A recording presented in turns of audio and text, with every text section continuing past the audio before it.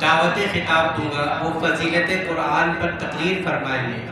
سامعین گرامی قدر، اس بچے کی تقریر سنتے ہوئے آپ اس بات کو مد نظر رکھیں کہ یہ کوئی عالم یا درس نظامی کا طالب علم نہیں ہے، حفظ قرآن کریم کا ایک بچہ ہے، لیکن استاد نے اس کی جس انداز میں تربیت کی، جو انداز خطابت ہے، آپ وہ سنیں، محظوظ ہو اور اندازہ کریں کہ کس انداز میں ان بچوں کی تربیت کی جاتی ہے۔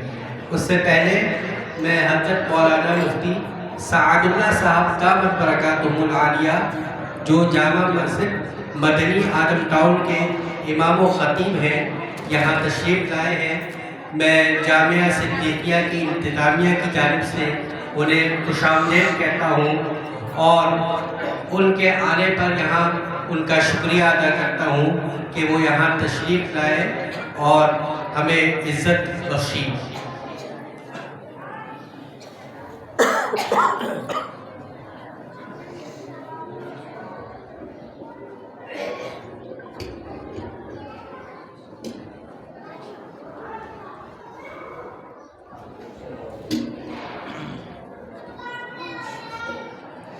السلام علیکم۔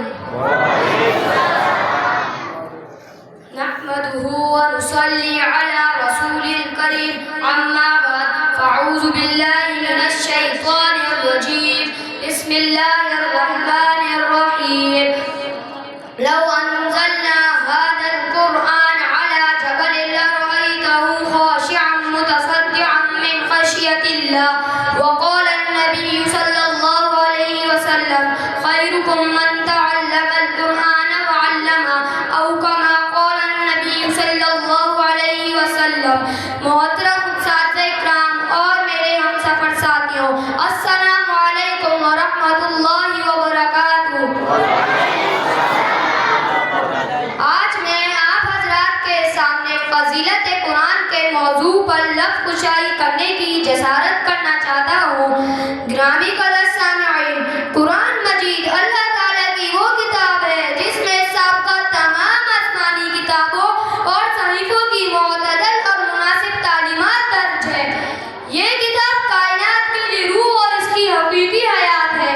اللہ تعالیٰ نے اس کتاب کو سب سے اعلیٰ اور رفع قرار دیا، فرمایا ذالک الکتاب لا ریب فیہ، یہی وہ کتاب ہے جس میں کسی شک و شبہ کی گنجائش نہیں ہے۔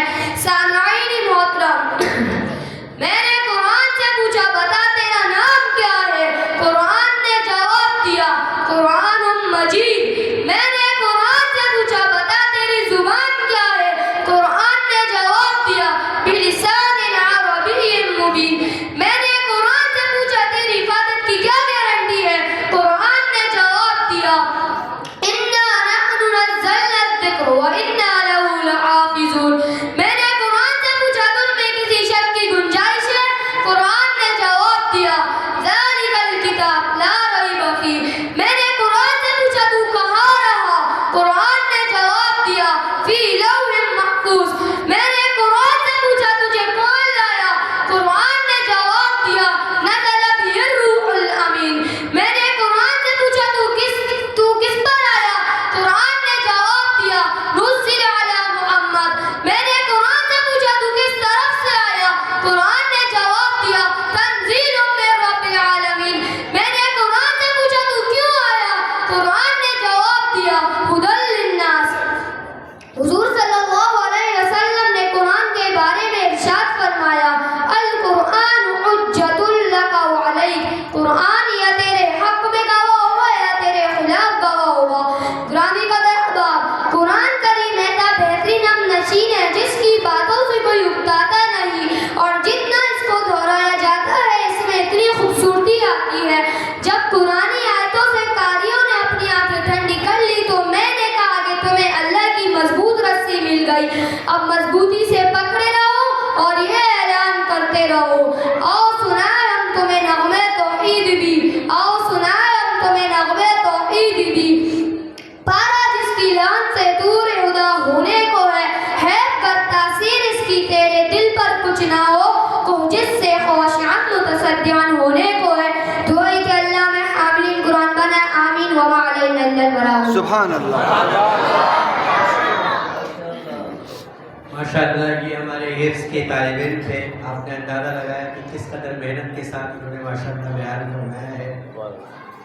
اب میں آپ کے سامنے ایک بزرگ ہستی، سراج الصالحین، قدوۃ العارفین، اسوۃ العلماء، شیخ الصلحاء، شیخ الحدیث حضرت مولانا مفتی سعد اللہ صاحب دامت برکاتہم العالیہ کی خدمت میں گزارش کروں گا کہ وہ چند کلمات ناصحانہ ہمیں ارشاد فرمائیں. اللہ پاک انہیں جزائے خیر عطا فرمائے.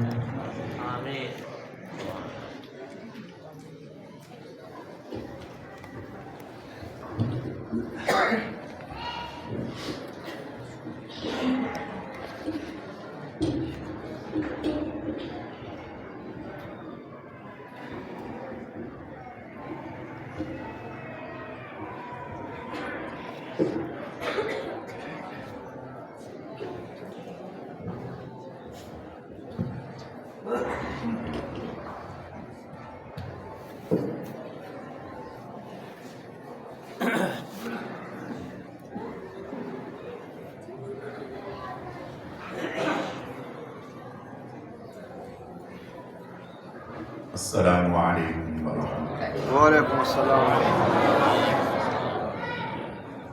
الحمد للہ نحمده ونستعینه ونستغفره ونؤمن به ونتوکل علیہ ونعوذ باللہ من شرور انفسنا ومن سیئات اعمالنا. من يهده الله فلا مضل له ومن يضلله فلا هادي له. أما بعد أعوذ بالله من الشيطان الرجيم. بسم الله الرحمن الرحيم. قل إن كنتم تحبون الله فاتبعوني يحببكم الله ويغفر لكم ذنوبكم والله غفور رحيم. وقال الله تبارك وتعالى في مقام آخر يا أيها الذين آمنوا ادخلوا في السلم كافة ولا تتبعوا خطوات الشيطان إنه لكم عدو مبين. صدق الله مولانا العظيم وبلغنا رسوله النبي الكريم ونحن على ذلك لمن الشاهدين والشاكرين والحمد لله رب العالمين. عمل سے زندگی بنتی ہے جنت بھی جہنم بھی. عمل سے زندگی بنتی ہے جنت بھی جہنم بھی. یہ اب خاکی اپنی فطرت میں نہ ناری ہے نہ. قابل صد احترام حضرات علماء کرام اور گرامی قدر معزز حاضرین، سماعت فرمانے والی میری مذہبی دینی اسلامی بہنوں بیٹیوں، آج کی یہ مبارک تقریب ختم بخاری شریف اور حفاظ طلباء کرام کے اعزاز میں منعقد کی گئی ہے. اس تقریب سعید میں رب کریم ہم سب کی حاضری کو اپنی بارگاہ میں قبول فرمائے. آمین. میں استاذ العلماء مخدوم مکرم حضرت مشکور ہاشمی صاحب دامت برکاتہم العالیہ کے حکم پر سننے کی غرض سے حاضر ہوا تھا اور حضرت کے ارشاد پر چند باتیں عرض کرنی ہیں. اللہ رب العزت اخلاص کے ساتھ صحیح کہنے کی اور ہم سب کو سن کر سمجھ کر عمل کرنے کی توفیق نصیب فرمائے. آمین.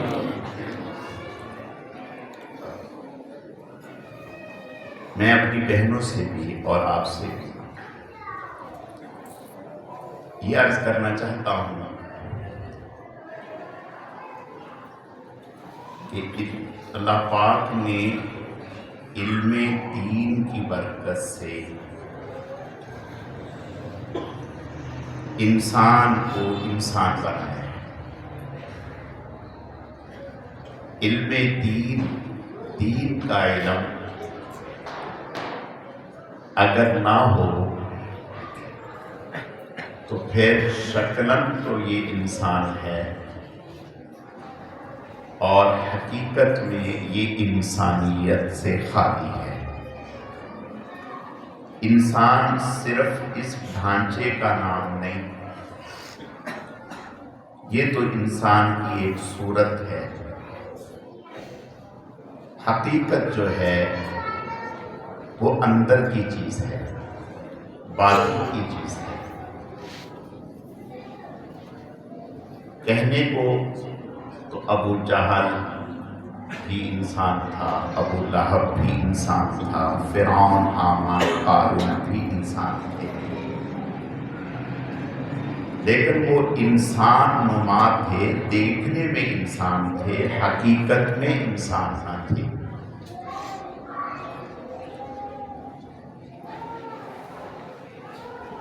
انسان باطن کے انقلاب کا نام، اندر کی دنیا کے بدلنے کا نام ہے۔ اگر اندر میں ہدایت ہے، اندر میں اطاعت و فرما برداری ہے، اندر میں رسول اللہ صلی اللہ علیہ وسلم کی تعلیمات کی روشنی ہے، پھر تو یہ انسان ہے۔ ورنہ یہ انسان دیکھنے میں ہے، حقیقت میں قرآن پاک میں یہ بات واضح فرمائے، لَهُمْ قُلُوبٌ لَا يَفْقَهُونَ بِهَا وَلَهُمْ أَعْيُنٌ لَا يُبْصِرُونَ بِهَا وَلَهُمْ آذَانٌ لَا يَسْمَعُونَ بِهَا أُولَئِكَ كَالْأَنْعَامِ بَلْ هُمْ أَضَلُّ۔ کافروں کے بارے میں فرمایا کہ ان کے پاس آنکھیں ہیں، دیکھتے نہیں، دل ہے، سمجھتے نہیں، کان ہیں، سنتے نہیں۔ فرمایا کہ یہ جانور ہیں، بلکہ جانوروں سے بھی بدتر ہیں۔ جانور بھی اپنے نفع اور نقصان کی چیز کو دیکھتا ہے، اس آواز کو جو اس کے لیے مانوس آواز کو سنتا ہے اور اس کی طرف لپکتا ہے۔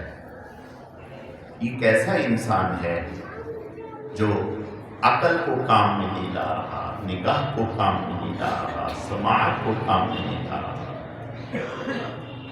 تو غرض یہ کہ ہمیں یہ بات پتہ چل گئی کہ انسان کو انسان بنانے والی چیز دین اور علم دین ہے۔ دیکھیے، جو جانور ہے اسے کوئی احساس نہیں ہے، جہاں چاہے وہ غلاظت کرتا ہے، کسی قید کا وہ پابند نہیں ہے، شادی بیاہ اس کے لیے کچھ نہیں ہے۔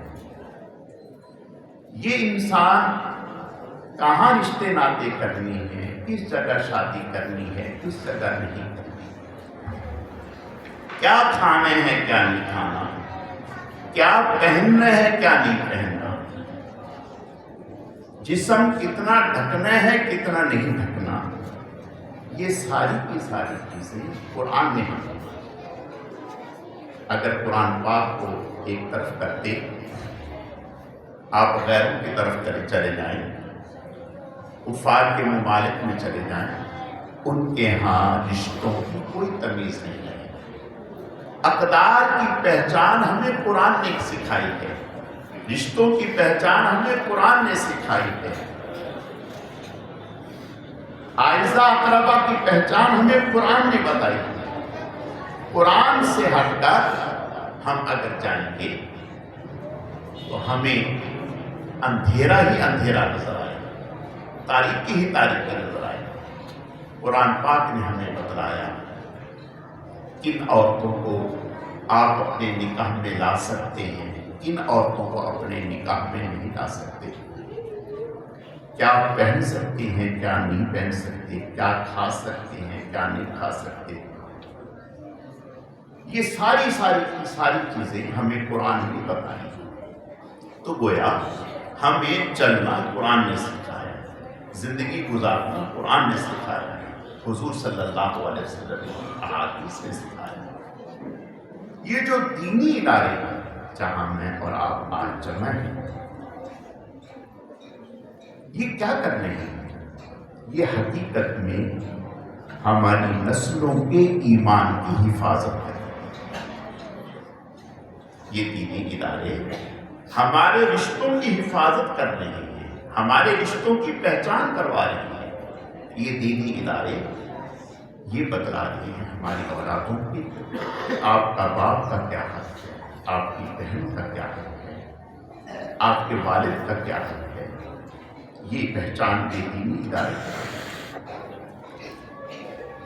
دینی اداروں نے ہماری اولادوں کے ہاتھوں میں قرآن کی احادیث دی، رسول اللہ صلی اللہ علیہ وسلم کی تعلیمات دی، ادب دیا، احترام دیا.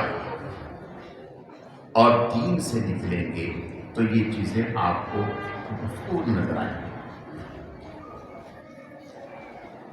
تو میں آج ان بچیوں کو جو یہاں سے پڑھ کے فارغ ہو رہی ہیں، انہیں ان کے والدین کو دل کی گہرائیوں سے مبارکباد پیش کرتا ہوں. اور اسی طرح حضرت مخدوم ہاشمی صاحب حضرت کو مبارکباد پیش کرتا ہوں، ان طلباء کو جنہوں نے قرآن پاک مکمل کیے ہیں، اور جو لوگ اس نظام کے ساتھ منسلک ہیں، حضرت کے دستے بازو بنے ہوئے ہیں، انہیں مبارکباد پیش کرتا ہوں. اور میرے عزیزوں، بس ایک آخری بات کہہ کے میں اپنی بات کو ختم کرتا ہوں.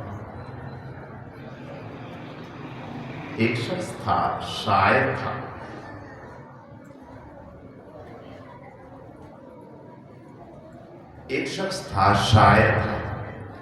اشعار پڑھا کرتا تھا، قصیدے پڑھا کرتا تھا.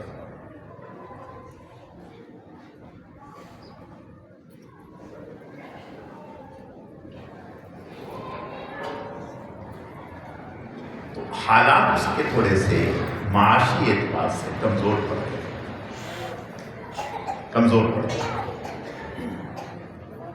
تو اپنی اہلیہ سے کہنے لگا کہ کیا کریں، حالات کمزور ہیں.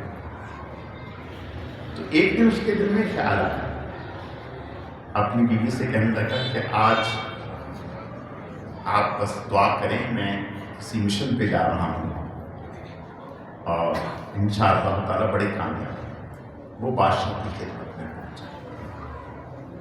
توجہ ہے؟ بادشاہ کی خدمت میں پہنچا، اور وہاں جا کر کے اس نے بادشاہ کی خدمت میں بادشاہ کی تعریف میں بہت عمدہ قصیدہ پڑھا، اشعار پڑھے.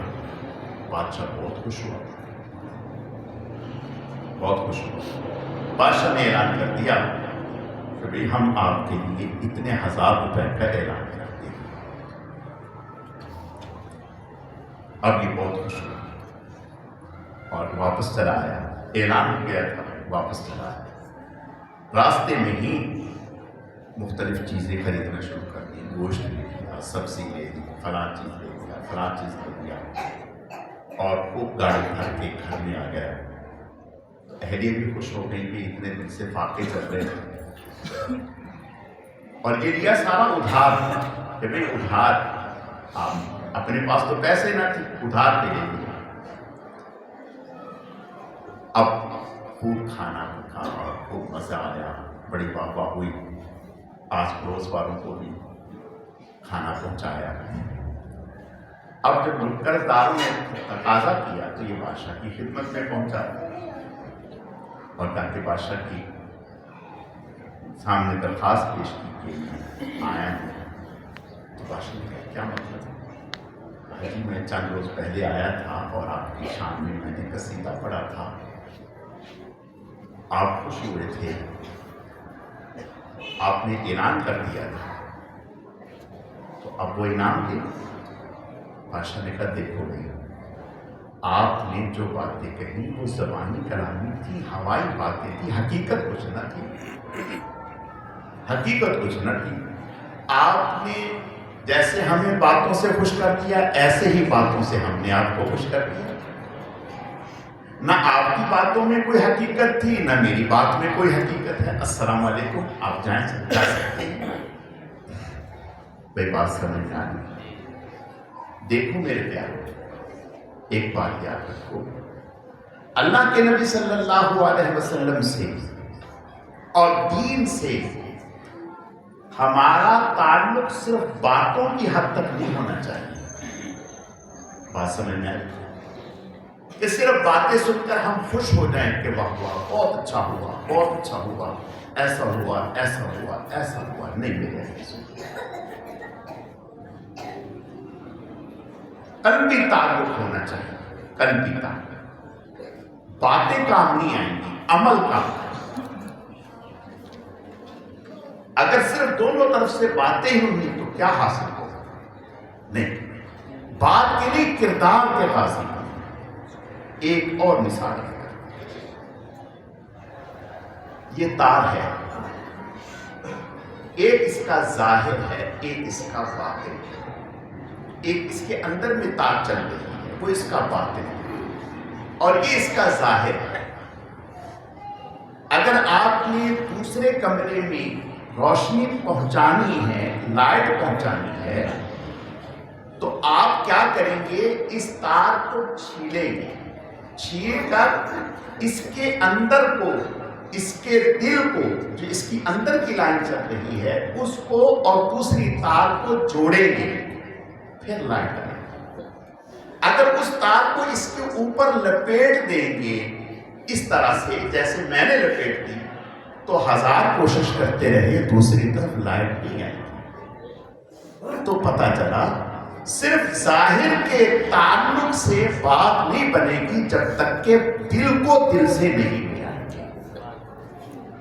اللہ کے نبی صلی اللہ علیہ وسلم، ان اللہ لا ينظر الى صورکم واموالکم ولکن ينظر الى قلوبکم واعمالکم، اللہ کی نگاہ ہمارے ظاہر پر نہیں، ہمارے باطن پر ہے۔ لَن يَنَالَ اللَّهَ لُحُومُهَا وَلَا دِمَاؤُهَا وَلَكِنْ يَنَالُهُ التَّقْوَىٰ مِنْكُمْ۔ اللہ ہم سے دل مانگتے ہیں، دل مانگتے ہیں، اپنی خواہشات کو اللہ کے نام پر قربان کرنا مانگتے ہیں۔ جب قلبی تعلق اللہ سے اور اس کے رسول سے ہوگا تو انشاءاللہ تعالیٰ بات بن جائے گا۔ رسمی تعلق سے میرے پیاروں بات نہیں بنے گی، حقیقی تعلق سے بات بنے۔ اور آج اس مجلس میں ہم تشریف لائے ہیں، عہد کریں، یہ طے کریں کہ اے اللہ، آج کے بعد ہم اپنی اندر کی دنیا کو بدلیں گے، اندر کی دنیا کو بدلیں گے، اپنا ظاہر و باطن بدلیں گے، صرف الفاظ کی حد تک نہیں رہیں گے۔ یا اللہ پاک، ہم آج اس مبارک مجلس میں بیٹھ کر یہ وعدہ کرتے ہیں کہ ہم اپنا ظاہر بھی بدلیں گے، اپنا باطن بھی بدلیں گے، اپنی صورت بھی بدلیں گے، اپنی سیرت بھی بدلیں گے۔ انشاءاللہ آپ جب دیکھیں گے، جب میں اور آپ اپنا ظاہر و باطن بدلنے کا فیصلہ کر لیں گے تو اللہ ہمارے حالات بدلنے کا فیصلہ کر لیں گے۔ حالات جو بدلتے ہیں وہ اقوال سے نہیں بدلتے، اللہ کا یہ وعدہ ہے، اعمال سے، اندر کے بدلنے سے جب ہم اپنے آپ کو بدلیں گے اللہ ہمارے حالات کو بدلیں گے۔ اور اگر ہم اپنے آپ کو نہیں بدلیں گے تو پھر باپ بیٹا دست و گریباں ہوں گے، ماں بیٹی دست و گریباں ہوں گے، بہو ساس سے دست و گریباں ہوں گے۔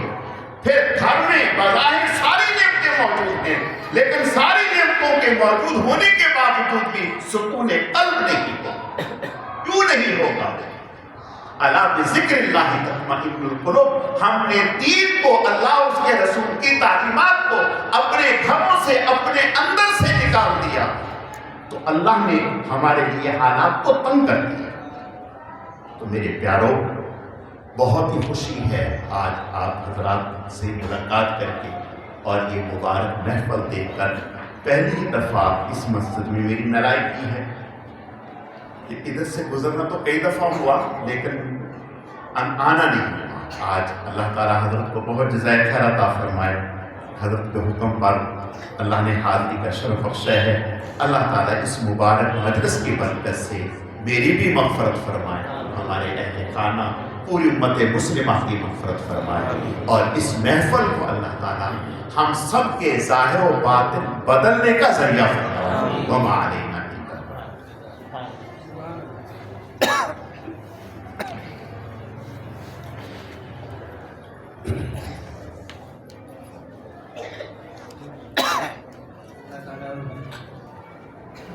کے فرد و نصائح سے عمل کرنے کی توفیق نصیب فرمائے، اور حضرت کا سایہ تاجر ہمارے سروں پر قائم و دائم رکھے۔ اب میں بلا تاخیر استاد المحدثین برکت العصر حضرت مولانا مفتی سعید احمد صاحب دامت برکاتہم العالیہ کو دعوت برکاتہم العالیہ سے گزارش کروں گا کہ حضرت تشریف لائے اور بخاری شریف کا آخری حدیث کا درس ارشاد فرمائے۔ اللہ تعالیٰ جزائے خیر عطا فرمائے۔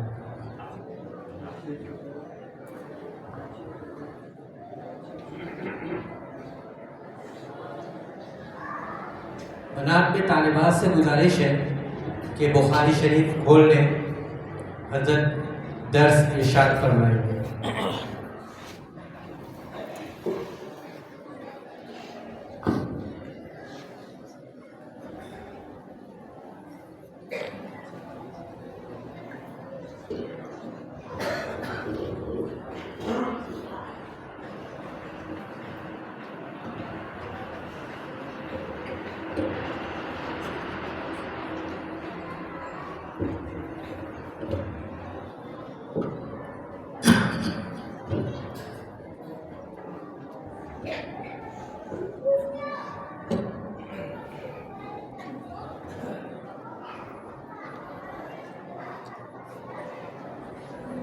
بسم الله الرحمن الرحيم باب قول الله تعالى ونضع الموازين القسط ليوم القيامة وأن أعمال بني آدم وقولهم محفوظا محفوظا. وقال مجاهد القسطاس والعدل للبنية، وقال القسط مصدر المقسط وهو العادل، أما القاسط فهو الجاهل. بالسند المتصل منا إلى إمام الهمام أمير المؤمنين في الحديث أبي عبد الله محمد بن إسماعيل بن إبراهيم قال حدثنا أحمد بن شهاب قال حدثنا محمد بن فضيل عن عمارة بن القعقاع عن أبي زرعة عن أبي هريرة رضي الله تعالى عنه قال قال النبي صلى الله عليه وسلم كلمتان حبيبتان إلى الرحمن خفيفتان على اللسان ثقيلتان في الميزان سبحان الله وبحمده سبحان الله العظيم. میرے محترم ساتھیوں دوستوں، الحمدللہ یہاں آج اللہ کے آخری نبی حضرت محمد صلی اللہ علیہ وسلم کی احادیث کا مجموعہ جو قرآن پاک کے بعد سب سے افضل اور اعلیٰ کتاب ہے، جس کو ہم عام طور پر بخاری کہتے ہیں، یہ آج اس کا آخری حدیث کا درس ہو رہا ہے، اور یہاں بہت سی طالبات نے الحمدللہ اللہ کے آخری نبی کی ان احادیث کو پڑھا ہے سبقاً، اور آج آخری سبق ان کا یہ انشاءاللہ ہوگا۔ اللہ ہم سب کو ان احادیث پر عمل کی بھی توفیق عطا فرمائے۔ میرے دوستو، اس کتاب کے مصنف ان کا نام محمد ہے، اور بہت سے محدثین نے اپنا نام صرف محمد رکھا ہے۔ کہتے ہیں کوفہ میں قبرستان تھا جس میں تقریباً 4000 بعد نے 400 لکھا ہے کہ کہ اس میں اتنے لوگ وہ دفن تھے جن کا نام صرف محمد تھا، اس لیے اس کو تربت محمد کہتے تھے۔ امام حضرت فقہ کے بہت بڑے امام ہیں علی ہدایت لکھا ہے جنہوں نے، جب ان کا انتقال ہوا تو ان کو بھی لوگوں نے چاہا کہ اس قبرستان میں دفن کر دیں، جس قبرستان میں صرف محمد نام کے لوگ مدفون ہیں، تو ان لوگوں نے متولین نے اجازت نہیں دی کہ کیونکہ ان کا نام علی ہے، محمد نہیں ہے، اس لیے اس قبرستان میں دفن نہیں ہو سکتا۔ امام بخاری رحمۃ اللہ علیہ کو اللہ نے یہ توفیق بخشی کہ ان کا نام محمد ہے، ان کے والد کا نام اسماعیل ہے۔ ان کے والد جو اسماعیل ہے ان کے بارے میں آتا ہے کہ اتنے نیک و صالح آدمی تھے کہ مرتے وقت اپنے لوگوں کو کہا، اور خاص طور پر کفن دفن دینے والوں کو بتلایا کہ یہ میرا جتنا سرمایہ ہے اس میں الحمدللہ ایک پیسہ بھی حرام کا نہیں ہے، یہ ساری میری دولت حلال کی ہے، اس لیے اس دولت سے میرے بیٹے کو علم دین اور علم حدیث پڑھایا جائے اور ان کو حدیث کا عالم بنایا جائے۔ لیکن اللہ کا کرنا عجیب ہے کہ بچپن میں اللہ نے ان کی آنکھوں کی روشنی واپس کر دی، ان کی آنکھوں کی روشنی باقی نہیں رہی، آنکھوں کی روشنی چلی گئی، بچپنا تھا۔ ان کے والد تو وفات پا چکے تھے، البتہ والدہ حیات تھی، وہ اکثر رویا کرتی تھی اللہ کے حضور کہ اللہ میں نے اس بچے کو علم دین پڑھانا تھا اور دین کی اور احادیث کی خدمت اس نے کرنی تھی، لیکن اس کی آنکھوں کی روشنی چلی گئی، اے اللہ اس کی آنکھوں کی روشنی کو واپس کروا دے۔ تو کافی دعائیں کرنے لگی، یہاں تک کہ ایک رات کو سوئی تو خواب میں حضرت ابراہیم علیہ السلام نظر آئے اور انہوں نے یہ فرمایا کہ اٹھ، تیرے بیٹے کی روشنی اللہ نے واپس کر دی ہے، تیرے بیٹے کی آنکھوں کی روشنی اللہ نے واپس کر دی ہے۔ جب والدہ اٹھی تو واقعی امام بخاری رحمۃ اللہ علیہ کی آنکھوں کی روشنی واپس آ چکی تھی، اللہ نے ان کو آنکھوں کی روشنی واپس عطا کر دی تھی۔ گویا اللہ جل شان و دنیا کو دکھانا چاہتے ہیں کہ لوگوں ہم قدرت والے ہیں، جو کرنا چاہیں کر سکتے ہیں، دنیا کی کوئی طاقت ہمیں روک نہیں سکتی۔ اس لیے آج ہمارے اس دور میں جو زلزلہ ترکی میں آیا ہے تو آج تقریباً 5 دن بعد بھی اللہ لوگوں کو زندہ نکال رہا ہے، ان چیزوں سے جو بڑی بڑی بلڈنگیں ہیں ان کے نیچے سے لوگ زندہ نکل کر اللہ یہ بتا رہا ہے کہ زندگی اور موت میرے ہاتھ میں ہے، میں چاہوں زندہ رکھ سکتا ہوں، 5 دن بھی زندہ رکھ سکتا ہوں، ملبے کے نیچے دل دبے ہوئے ہیں تب بھی میں زندہ رکھنا چاہوں تو رکھ سکتا ہوں۔ یہ اللہ جل شان نے اپنے قدرت نمونے میں دکھلاتے ہیں تاکہ ہمیں اللہ کی قدرت پر یقین آ جائے۔ اور ایسا واقعہ بھی اخبار میں آ چکا ہے کہ ماں نے بچی کو جنا ہے، بچی زندہ ہے، ماں کا انتقال ہو گیا۔ اور اللہ نے ہمیں دکھایا کہ میں اتنی قدرت والا ہوں، اتنے بڑی عمر کی عورت کو تو لے جا سکتا ہوں، ایک پیدا ہونے والی بچی کو زندہ رکھوں، یہ میری قدرت ہے۔ اس لیے اللہ جل شان ہمیں اپنی قدرت پر یقین عطا فرمائے اور اللہ جل شان ہمیں اس یقین پر عمل کی بھی توفیق عطا فرمائے۔ اس لیے میرے دوستو، اللہ بڑی قدرت والے ہیں۔ امام بخاری رحمۃ اللہ علیہ نے یہ حدیث کی کتاب لکھی ہے، امام بخاری کو 6 لاکھ احادیث یاد تھی۔ 6 لاکھ احادیث کہنا آسان ہے، لیکن 6 لاکھ احادیث کا یاد کرنا کوئی آسان کام نہیں ہے۔ مشہور ہے کہ ان کے ساتھی وہ یہ کہتے ہیں کہ ہم چند ساتھی مل کر ایک محدث کے بعد حدیث سننے جایا کرتے ہیں، حاشد بن اسماعیل ہے ان کا نام، وہ کہتے ہیں ہم چند ساتھی مل کر، جس میں امام بخاری بھی تھے، ہم حدیث سننے کے لیے ایک محدث کے بعد جایا کرتے تھے، ہم سب نے قلم دوات لے رکھی تھی اور قلم دوات سے لکھا کرتے تھے احادیث کو، لیکن امام بخاری کے پاس نہ قلم تھی، نہ دوات تھی، نہ کوئی کاغذ تھا، اسی طرح جاتے اور جا کر بیٹھ کر ہمارے گھر واپس آ جاتے۔ تو ساتھیوں نے ان سے کہنا شروع کیا امام بخاری رحمۃ اللہ علیہ سے کہ آپ اپنا وقت کیوں ضائع کر رہے ہیں، احادیث محدث روزانہ سناتے ہیں اور اتنی احادیث کسی کو یاد رہ نہیں سکتی، اس لیے آپ ایسا کریں کہ کاغذ قلم لے کے آیا کریں، اور کاغذ قلم ہوگا تو آپ حدیث لکھ لیا کریں گے، تو وہ حدیثیں آپ کے پاس لکھی ہوں گی، جب چاہیں گے وہ دیکھ کر یاد کر لیں گے اور سنا دیں گے لوگوں کو، اور جب آپ لکھیں گے نہیں تو حافظے میں تو اتنی احادیث باقی نہیں رہ سکتی۔ تو امام بخاری رحمۃ اللہ علیہ نے جب بار بار لوگوں کو کہا اور بار بار تانا دیا کہ آپ بغیر کاغذ قلم کے آنے سے وقت کا ضائع کرنا ہے، اس لیے آپ کاغذ قلم لے کے آئیں۔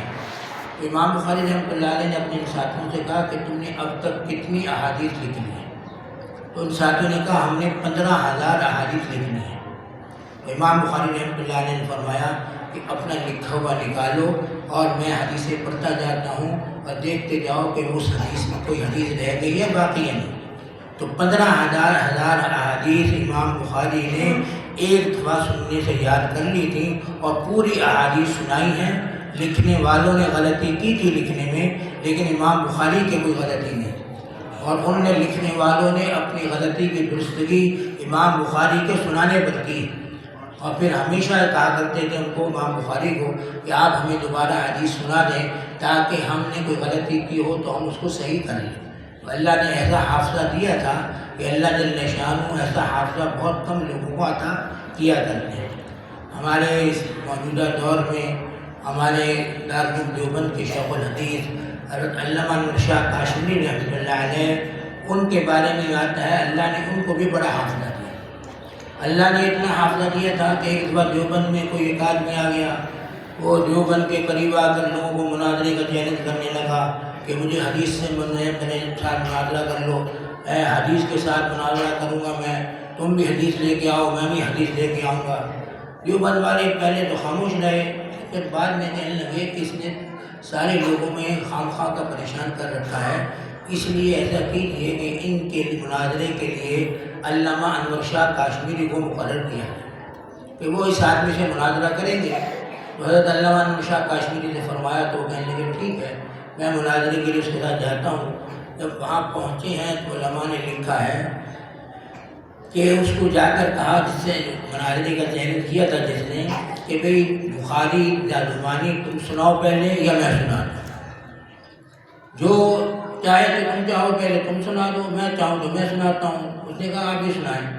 تو امام علامہ انور شاہ کاشمیری رحمۃ اللہ علیہ کے بارے میں آتا ہے کہ انہوں نے زبانی بخاری پڑھنی شروع کی ہے۔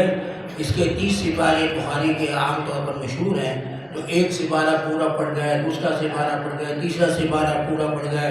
جب یہ 3 سپارے پورے پڑھ لے بخاری کے تو اس وقت وہ آدمی بھاگ گیا، کہنے لگا اس سے میں مناظرہ نہیں کر سکتا۔ یعنی اللہ نے اتنا حافظہ دیا تھا کہ الحمدللہ بخاری زبانی یاد کیے گئے امام واحد علامہ انور شاہ کاشمیری رحمۃ اللہ علیہ۔ اللہ جل شانہ بلکہ ان کے ایک شاگرد تھے مولانا انوری رحمۃ اللہ علیہ، فیصل آباد میں ان کا بعد میں انتقال ہوا، وہ نابینا تھے، اور وہ نابینا تھے اور عربی عبارت جو کتاب کی وہی پڑھا کرتے تھے۔ یعنی بخاری کی عبارت جب پڑھتے تھے سبق کے طور پر، جتنا شاگرد پڑھتا ہے استاد سنتا ہے، تو وہ نابینا جو ہے وہ عبارت پڑھا کرتے تھے، گویا ایک ساتھی سے سن لیتے تھے اور سن کر پھر ان کو وہ نابینا کو وہ پوری عبارت یاد ہو جاتی، اور حضرت علامہ انور شاہ کاشمیری کے سبق میں آتے تو پوری عبارت نابینا پڑھا کرتا تھا۔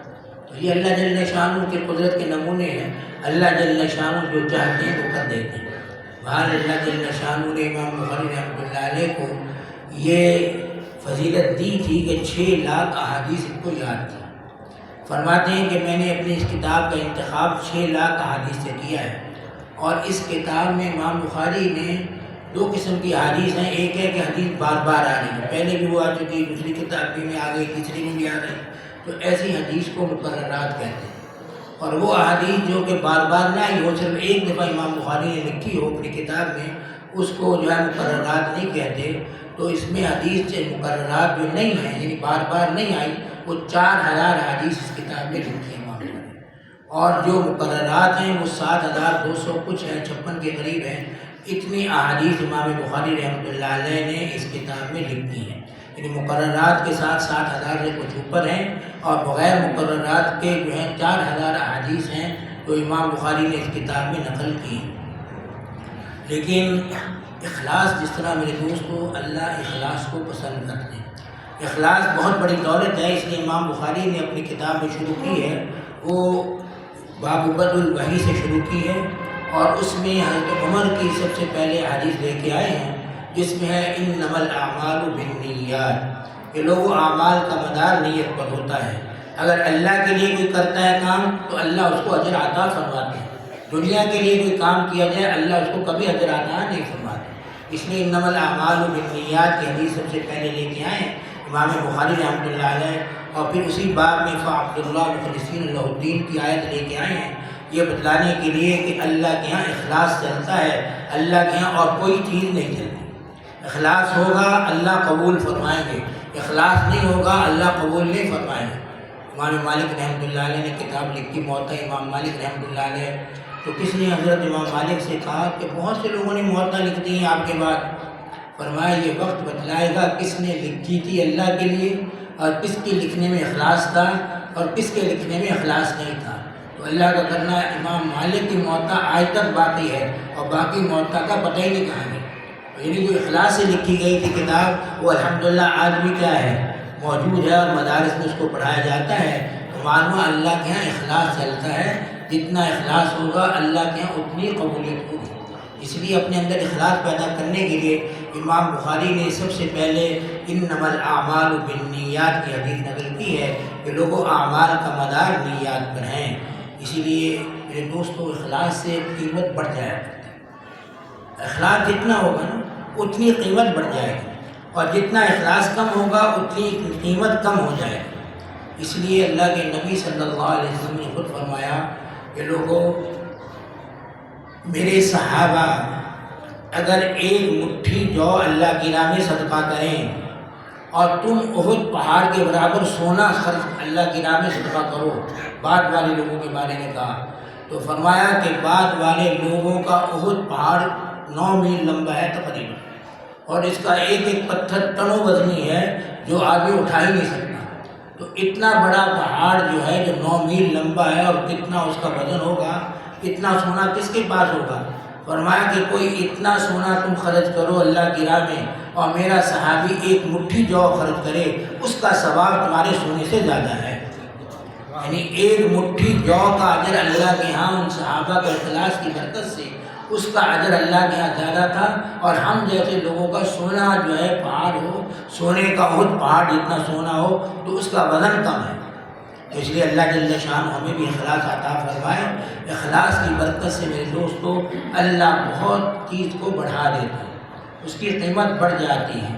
اس لیے امام بخاری کے اخلاص کا اندازہ اس سے ہوتا ہے، فرماتے ہیں کہ میں نے 6 لاکھ احادیث سے ان احادیث کا انتخاب کیا ہے، اور میں کرتا کیا تھا، ان احادیث کو جب دیکھتا تھا پھر میرے دل میں آتا تھا کہ اس حدیث کو اپنی کتاب میں نقل کروں، تو میں پہلے غسل کرتا تھا، غسل کرنے کے بعد 2 رکعت نفل پڑھتا تھا، اور 2 رکعت نفل پڑھنے کے بعد استخارہ کرتا تھا، پھر اللہ میرے دل میں ڈال دیتے، پھر میں حدیث لکھا کرتا تھا۔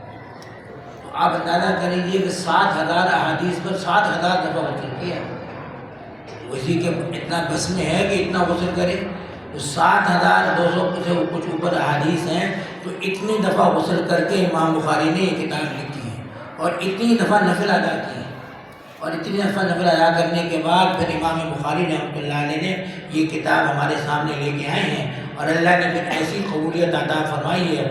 آج دنیا کا کوئی مدرسہ ایسا نہیں ہے جس میں یہ کتاب پڑھائی نہ جائے، یعنی دینی مدارس جتنے بھی ہیں، چاہے وہ ہندوستان کے ہوں، پاکستان کے ہوں، سعودیہ کے ہوں، دنیا کے کسی ملک کا بھی کوئی مدرسہ ہے، وہاں یہ کتاب پڑھائی جاتی ہے، عورتوں کو بھی مردوں کو بھی، اور اللہ نے اتنی قبولیت عطا فرمائی ہے تو انشاءاللہ تا قیامت یہ پڑھائی جاتی رہے گی، اور اللہ اس کتاب کو تا قیامت انشاءاللہ زندہ رکھے گی۔ اس لیے امام بخاری رحمۃ اللہ علیہ نے یہ کتاب جو ہے اس کو لکھا ہے ہمارے لیے، اور امام بخاری نے مجھے بتایا کہ سب سے پہلے بدء الوحی لا کر یہی بتلایا ہے کہ لوگوں اخلاص سب سے زیادہ ضروری ہے۔ اللہ کی رضا کے لیے کام کرنا یہ تمہارے اعمال کے وزن کو بڑھا دے گا۔ اس لیے علماء فرماتے ہیں کہ بعض دفعہ امتی جو ہے وہ بظاہر اعمال میں نبی سے بھی بڑھ جاتا ہے۔ مثال کے طور پر ایک امتی نے 60 سال نمازیں پڑھی، لیکن اللہ کے نبی پر نماز تو فرض جو ہوئی ہے وہ نبوت ملنے کے بعد 40 سال تو نماز فرض ہی نہیں تھی، اور نماز 40 سال کے بعد جو آپ صلی اللہ علیہ وسلم پر 2 نمازیں تھیں تو 2 نمازیں پڑھا کرتے تھے۔ پھر معراج کی رات 5 نمازیں اللہ کے نبی پر فرض ہوئی، اور معراج سن 5 ہجری نبوت میں ہوا ہے، تو گویا 20 سال آپ نے نمازیں پڑھی، اور امت میں ایسے لوگ ہیں جنہوں نے 60 سال تک نمازیں پڑھی ہیں، 60 سال تک، اور بلکہ بعض ایسے بزرگوں اور صحابین اور محدثین کا ذکر آتا ہے کہ کبھی بھی وہ اذان سے بعد مسجد میں نہیں آتے تھے، اذان سے پہلے مسجد میں موجود رہتے تھے، اور سالوں ایسے گزرے ہیں کہ وہ اذان سے پہلے مسجد میں وہ موجود ہوتے، ایسے لوگ امت میں گزرے ہیں۔ لیکن اخلاص نبی کا اتنا ہوتا ہے کہ علماء نے یہ فرمایا ہے کہ نبی کی 2 رکعتیں اور پوری امت کی نماز جو ہے وہ 2 رکعتیں نبی کی بھاری ہیں، یعنی نبی نے صرف 2 رکعتیں ادا کی ہیں نا نفلی میں، اور امت کی ساری نمازیں مل جائیں تو نبی کی 2 رکعتوں کا مقابلہ نہیں کر سکتے۔ وجہ صرف یہ ہے اخلاص، کہ نبی کے اندر جو اخلاص ہوتا ہے وہ کسی کے اندر وہ اخلاص نہیں ہوتا۔ اللہ نبی کو وہ اخلاص کی دولت عطا فرماتا ہے کہ نبی کی 2 رکعتیں پوری امت کی نمازوں پر بھاری ہو جاتی ہیں۔ اس لیے علماء نے لکھا ہے کہ نبوت میں جو عام لوگوں سے فرق ہوتا ہے وہ اخلاص کا فرق ہوتا ہے، یعنی نبی میں جو اخلاص، نبیوں میں اخلاص ہوتا ہے وہ امت میں کبھی بھی نہیں آ سکتا۔ امت جتنا بھی طاقت لگا لے، جتنا بھی کام کر لے، جتنی بھی کوشش کر لے، نبیوں والا اخلاص اپنے اندر پیدا نہیں کر سکتا۔ اس لیے نبیوں کا مقام سب سے اونچا ہوتا ہے، اور اللہ ان کو مقام کی اتنی اونچائی عطا فرماتے ہیں کہ پوری دنیا مل کر ان کا مقابلہ نہیں کر سکتی۔ وہاں اللہ جل شان نے امام بخاری رحمۃ اللہ علیہ کے ذریعے ہمیں یہ کتاب عطا کی ہے۔ اس میں امام بخاری رحمۃ اللہ علیہ نے اس کتاب کا جو شروع کیا ہے وہ باب بدل وحی سے شروع کرنے کے بعد یہ بطور مقدمے کے تھا۔ اس کے بعد کتاب الایمان لے کے آئے ہیں، اور کتاب الایمان لا کر آخری جو باب لائے ہیں، کتاب لائے ہیں، وہ کتاب التوحید ہے۔ ایمان سب سے بڑی چیز ہے مسلمان کے لیے، ایمان سے بڑی دولت میرے دوستوں کوئی نہیں، اس لیے ایمان سب سے قیمتی دولت ہے، اس دولت کی دنیا قیمت ادا نہیں کر سکتی۔ اس لیے امام بخاری نے کتاب الایمان سے اپنی کتاب شروع کر کے بتایا کہ لوگوں، ایمان بہت بڑی قیمتی دولت ہے، اس کو ضائع نہ ہونے دیں، اس کی قدر کرنا۔ اور آخری حدیث باب جو کتاب لے کے آئے ہیں وہ بھی کتاب التوحید ہے، جس میں توحید میں اللہ کی وحدانیت کا ہے، وہ بھی ایمان سے تعلق رکھتی ہے۔ تو گویا آخری کتاب میں بھی ایمان کا ذکر ہے اور شروع کتاب میں بھی ایمان کا ذکر ہے، یہ بتلانے کے لیے کہ ایمان کی دولت انسان کی زندگی کی شروع سے لے کر آخری زندگی تک باقی رہتی ہے، اور زندگی کا آخر کا ایمان پر ہونا چاہیے۔ ایسا نہ ہو کہ زندگی کا آخر ہو اور اس کے اندر ایمان نہ ہو۔ اللہ ہم سب کے ایمان کو محفوظ فرمائے۔ میرے دوستو، اللہ کہ ہاں یہ ایمان بڑا قیمتی ہے، اگر یہ ضائع ہو جائے اللہ ہم سب کو معاف فرمائے تو میرے دوستوں دنیا بھی تباہ آخرت بھی تباہ۔ اس لیے میں اکثر بیان میں کہہ دیا کرتا ہوں، ڈاکٹر نور محمد صاحب تھے، نشتر کالج جو ہے ہسپتال ہے نشتر ہسپتال ملتان میں، اس میں وہ بڑے ڈاکٹر تھے دل کے، تو فرماتے کہ میں نے اپنے آپریشن تھیٹر میں ایک جائے نماز، ایک تسبیح اور ایک قرآن کا نسخہ، 3 چیزیں رکھ رکھی ہیں۔ اپنے قرآن کا رسالے آتے ہیں تو پہلے تو کافی چھپتے تھے، جیب ٹیسٹ والے چھپایا کرتے تھے، لیکن اب وہ بڑے انتقال کر رہے ہیں، اس لیے رسالے آ نہیں رہے۔ تو اس رسالے میں فرماتے ہیں کہ یہ 3 چیزیں میں نے اپنے آپریشن تھیٹر میں رکھی ہوئی ہیں، کیونکہ جو آدمی یہاں دل کا مریض آتا ہے اس کا پتہ نہیں ہوتا کہ آخری وقت ہے، دنیا سے جانے کا وقت ہے، تو جائے نماز دیکھ کر اس کو نماز کی فکر ہوگی، قرآن دیکھ کر اس کو اللہ کے قرآن پر یقین آئے گا، تسبیح دیکھ کر اللہ کا ذکر کرنے لگ جائے گا۔ تو یہ 3 چیزیں اس لیے میں نے رکھی ہیں تاکہ آخری وقت میں اس کو اللہ یاد آئے، اللہ کی طرف رجوع ہو جائے۔ جس طرح خود حدیث میں اللہ کے نبی صلی اللہ علیہ وسلم نے فرمایا کہ جو مرنے کے قریب ہو اس کے بعد بیٹھ کر کلمہ پڑھا کرو، اس کو نہ کہا کرو تو کلمہ پڑھ، خود کلمہ پڑھنا شروع کر دو تاکہ وہ تمہارا کلمہ سن کر خود بھی کلمہ پڑھنا شروع کر دے، اس کا خاتمہ ایمان پر ہو جائے۔ اس لیے وہ فرماتے ہیں یہ 3 چیزیں میں نے اپنے آپریشن تھیٹر میں رکھی تھی۔ تو کہتے ایک دن ایک مریض آیا، اس کو دل کا دورہ پڑا ہوا تھا، آپریشن میں نے اس کا کرنا تھا، تو اس نے آ کر میرے آپریشن تھیٹر کا جائزہ لیا، اور جائزہ لینے کے بعد پھر مجھے کہنے لگا کہ ڈاکٹر صاحب گواہ رہنا اس کی کتاب پر میرا ایمان نہیں، یعنی قرآن پاک کے بارے میں کہہ رہے ہیں۔ کہتے ہیں کہ بڑے میاں داڑھی اس کی موجود سفید داڑھی تھی، لیکن آخری وقت میں کیا کہہ رہے ہیں کہ آپ گواہ رہنا اس کتاب پر میرا ایمان نہیں۔ معلوم میرے دوستو، اللہ جب کسی کے ایمان کی دولت چھینتا ہے تو ایسے حالات آتے ہیں کہ آخری وقت میں کلمہ کفر زبان سے نکل جاتا ہے، اور جب کلمہ کفر زبان سے نکلتا ہے تو دنیا سے پھر یہ کفر لے کے جاتا ہے، ایمان لے کے نہیں جاتا۔ اس لیے اللہ سے ڈرتے رہنا چاہیے اور اللہ سے دعا کرتے رہنا چاہیے اللہ ہمارا خاتمہ ایمان پر فرمائے۔ اس لیے امام بخاری نے ابتدا بھی ایمان سے کی ہے اور انتہا بھی ایمان پر کی ہے کہ لوگوں اول آخر ایمان ہونا چاہیے۔ بچے کے کان میں اذان اس لیے دی جاتی ہے تاکہ ایمان اس کے دل میں نقش ہو جائے ہے اور اس کے دل میں اشہد ان لا الہ الا اللہ اشہد ان محمد رسول اللہ، یہ اس کے دل کی تختی صاف ہے، اس میں نقش ہو جائے۔ جب اس میں نقش ہو جائے گا تو پھر انشاءاللہ دنیا کی کوئی طاقت اس کو مٹا نہیں سکتی۔ اس لیے بچے کے کان میں اذان دینا سنت ہے۔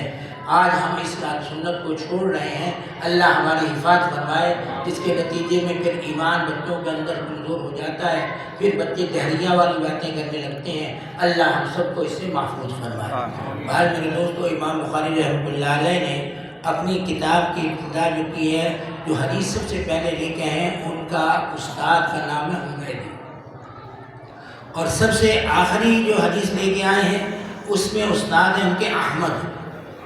یہ علماء نقطہ بیان فرماتے ہیں کہ امام بخاری نے اپنی کتاب کی ابتدا کی ہے حمیدی استاد سے، اور اپنی آخری حدیث کی انتہا کی ہے احمد سے، اور احمد اور حمیدی دونوں جو ہیں حمد سے بنے، اور حمد کے معنی اللہ کی تعریف کے ہیں۔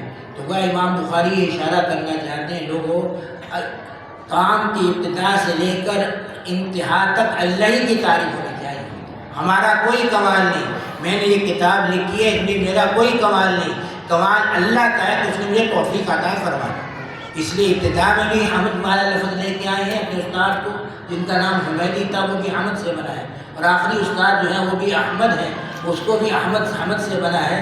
تو معلوم ہے کہ انسان کے عمل میں اولاً آخراً اللہ ہی کی تعریف ہو، اللہ کے علاوہ کسی کی تعریف نہ ہو۔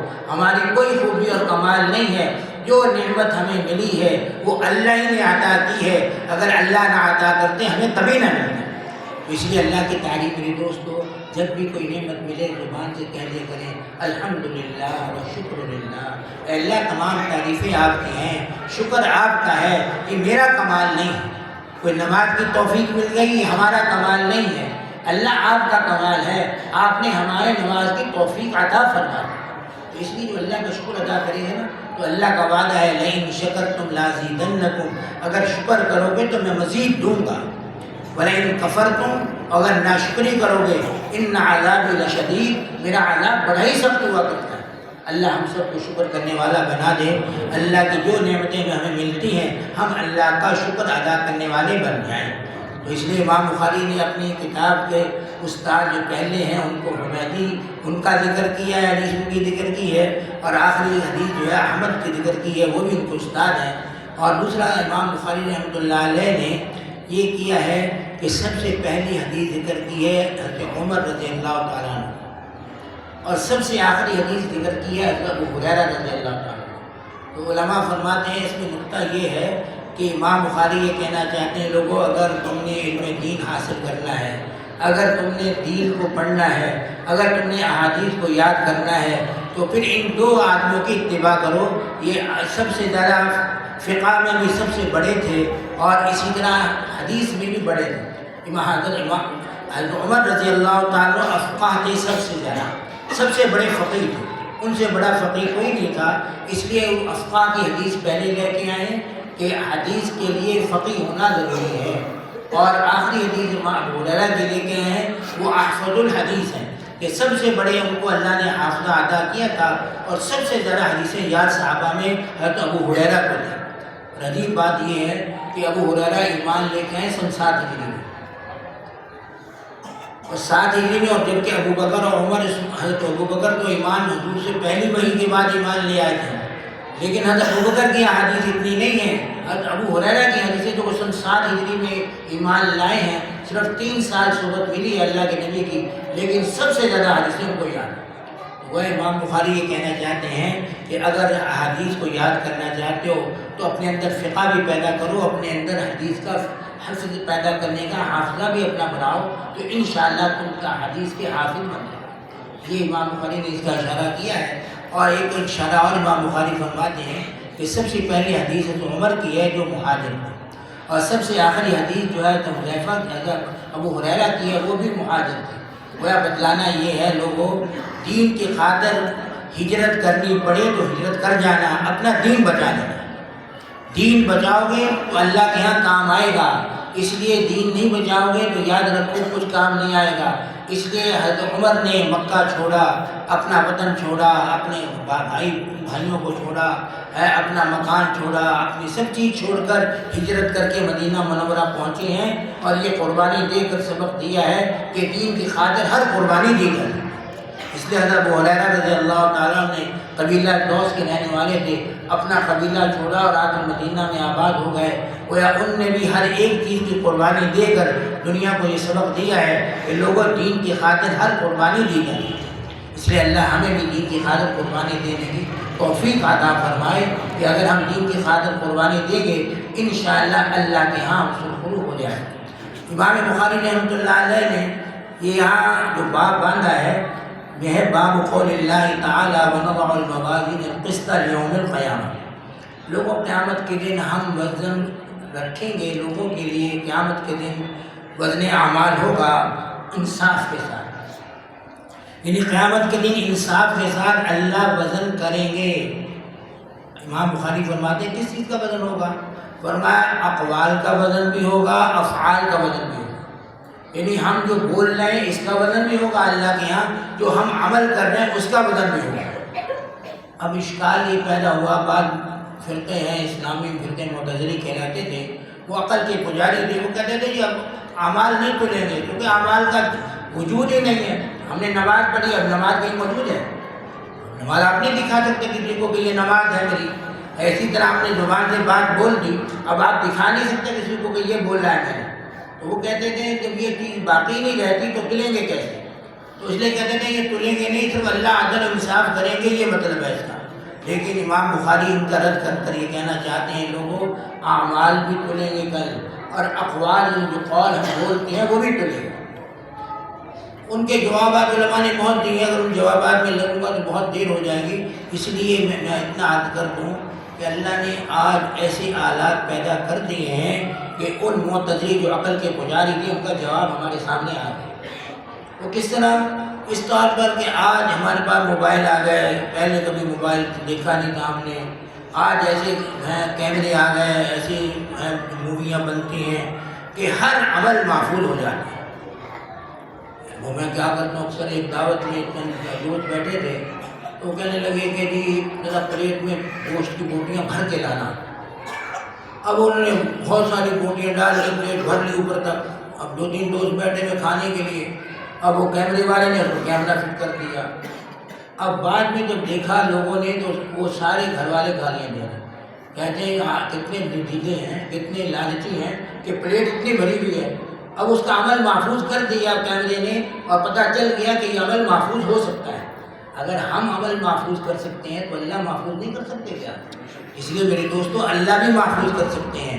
اگر آج ہمارے پاس ایسی جدید مشینیں آ گئی ہیں، ہم ہر عمل کو محفوظ کر رہے ہیں، انشاءاللہ کل ہمارے اعمال بھی محفوظ ہوں گے، اور ہمارے اعمال جب محفوظ ہوں گے تو اللہ ان کو تولیں گے بھی۔ اس طرح اقوال آج محفوظ ہو رہے ہیں۔ اب میں بول رہا ہوں موبائل میں ساری تقریر جو ہے وہ آ رہی ہے، اور اگر آپ ایک مہینے بعد سنیں تو آپ کو پوری وہ بات سمجھ میں آ جائے گی۔ یہ اقوال حالانکہ باقی نہیں تھا، لیکن آج ہم نے اس کو کیا رکھا ہے؟ باقی رکھا ہے۔ اس لیے میں اکثر کہا کرتا ہوں کہ ہمارا ایک بہت بڑے خطیب تھے قاضی ثانی شجاع رحمۃ اللہ علیہ، وہ میں نے ان کو دیکھا تو ہے لیکن ان کی تقریر سننا مجھے یاد نہیں، انتقال کر گئے تھے بہت جلدی۔ پاکستان میں جب ایوب خان کی حکومت تھی اس وقت وہ خطیب تھے بہت بڑے، اسی دوران ان کا انتقال ہوا۔ تو کسی نے 20 سال بعد مجھے ان کی کیس دیے کہ یہ آپ ان کی تقریر سنیں۔ میں نے تقریر جب حضرت کی سنی تو حضرت ایک واضح فرما رہے تھے جس میں آئینی قوانین پر آپ جو ہے کہہ رہے تھے کہ پاکستان کی اسمبلی نے اس وقت ایک قانون پاس کیا تھا جس کو کہتے ہیں آئینی قوانین، وہ آج بھی پاکستان میں نافذ ہیں، وہ قرآن کے بھی خلاف ہیں، اللہ کے نبی کی حدیث کے بھی خلاف ہیں، لیکن اس پاکستان میں آج بھی وہ نافذ ہیں۔ ان میں سے ایک قانون یہ تھا، کئی قانون تھے، ان میں ایک قانون یہ تھا کہ جی اگر کوئی اپنی بیوی کو 3 طلاقیں دے دے تو پھر وہ طلاقیں نافذ ہوں گی یا نہیں نافذ ہوں گی؟ اللہ کا قرآن، اللہ کے نبی تو یہ کہتے ہیں کہ جب تم نے طلاق دے دی فوراً نافذ ہو گئی۔ جب فوراً نافذ ہو گئی، اب عدت 3 مہینے کی ہے، عدت کے بعد جو ہے اب تمہارا کوئی تعلق نہیں ہے، اب تم اس سے نکاح نہیں کر سکتے جب تک کہ وہ کسی اور سے نکاح نہ کرے۔ قرآن پاک نے خود فرمایا، اور وہ نکاح کرنے کے بعد وہ میاں بیوی رات گزاریں اور پھر اس کے بعد وہ طلاق دے، پھر عدت گزرے، پھر نکاح ہو سکتا ہے، ورنہ کبھی نکاح نہیں ہوتا۔ لیکن پاکستان کی قومی اسمبلی نے قانون بنایا کہ جی 3 طلاقیں اگر دے دے کوئی تو 3 طلاقیں دینے کے بعد وہ کونسلر کے پاس جائے اور کونسلر کو جا کے کہے کہ میں نے 3 طلاقیں دے دی ہیں، اس لیے آپ میرے درمیان اور بیوی کے درمیان صلح کروا دیں۔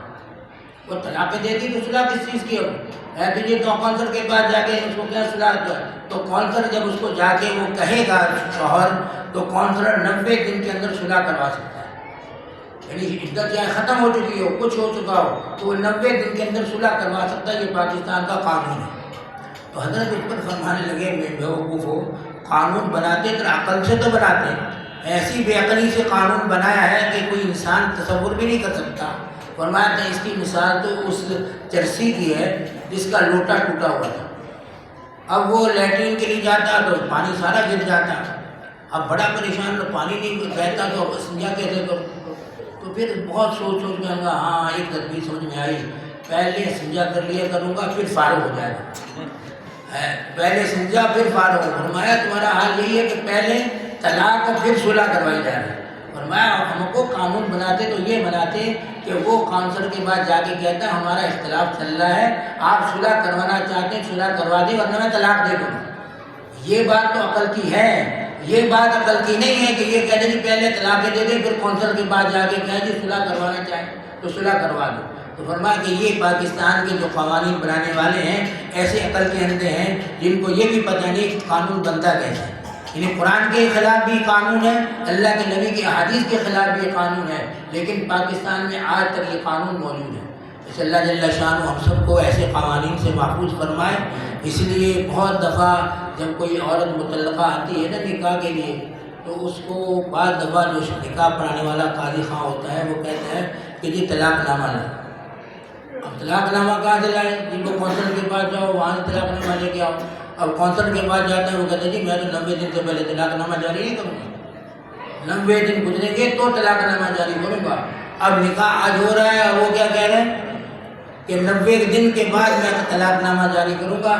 اب نکاح وہ کہتے ہیں نکاح کر دو کوئی نہیں، خیر ہے آپ نکاح کرتے ہیں، ایسے ہم کریں گے جب وہ طلاق آ جائے گا نا طلاق نامہ 90 دن کے بعد اس تاریخ کو ڈال دیں گے فارم میں کہ اس تاریخ کو لگاؤ۔ تو یہ یعنی حال ہمارا ہے، لیکن اس میں بہت ساری خرابیاں پیدا ہوتی ہیں کہ اگر بچہ پیدا ہو گیا 6 مہینے بعد، ادھر تو 9 مہینے شرعاً 9 مہینے کے بعد بچہ پیدا ہوتا ہے یا 6 مہینے کے بعد، اگر بچہ پہلے پیدا ہو جائے تو شرعاً وہ ماں کا ہے باپ کا ہے نہیں، 5 مہینے بعد بچہ پیدا ہو جائے تو شریعت کہتی ہے یہ ماں کا بچہ ہوگا باپ کا نہیں ہوگا۔ یہ اتنے قوانین اس سے ٹکراتے ہیں اسلام سے، لیکن ہماری سنت میں اللہ معاف فرمائے یہ قوانین موجود ہیں۔ تو بعد میں نے ان کی تقریر سنی تھی ٹیپ پر، اس سے پتہ چلا کہ پاکستان کے قوانین کتنے دھوکے ہیں۔ تو یعنی معلوم ہو ان کی تقریر اللہ نے محفوظ رکھی ہے اور آج تک بھی موجود ہے، تو اگر وہ تقریر محفوظ رہ سکتی ہے تو اللہ ہماری باتوں کو قیامت کے دن محفوظ کو نہیں کر سکتا۔ انشاءاللہ ہماری باتیں ساری ایک ایک بات محفوظ ہے، بلکہ آج کا سائنسدان یہ کہتا ہے کہ جو ہم بولتے ہیں فضا میں سب موجود ہے۔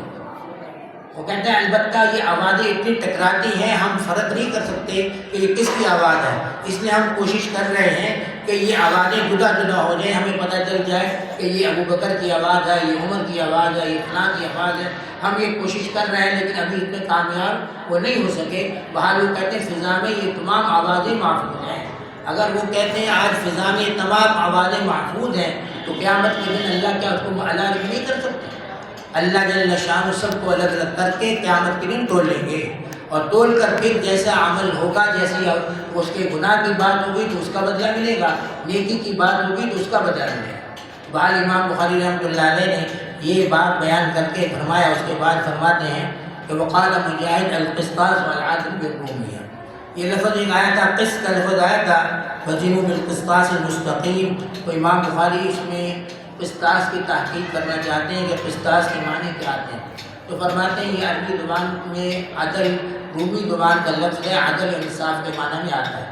لیکن لوگوں نے کہا قرآن تو عربی ہے اور قرآن میں اردو میں لفظ کیسے آ گیا؟ اس کا جواب علماء نے دیا ہے کہ عربی میں بھی یہ لفظ استعمال ہوتا ہے اور یہ رومی زبان میں بھی استعمال ہوتا ہے. جیسے ہمارے پاس الفاظ ہیں وہ اردو میں بھی استعمال ہوتے ہیں، عربی میں بھی استعمال ہوتے ہیں.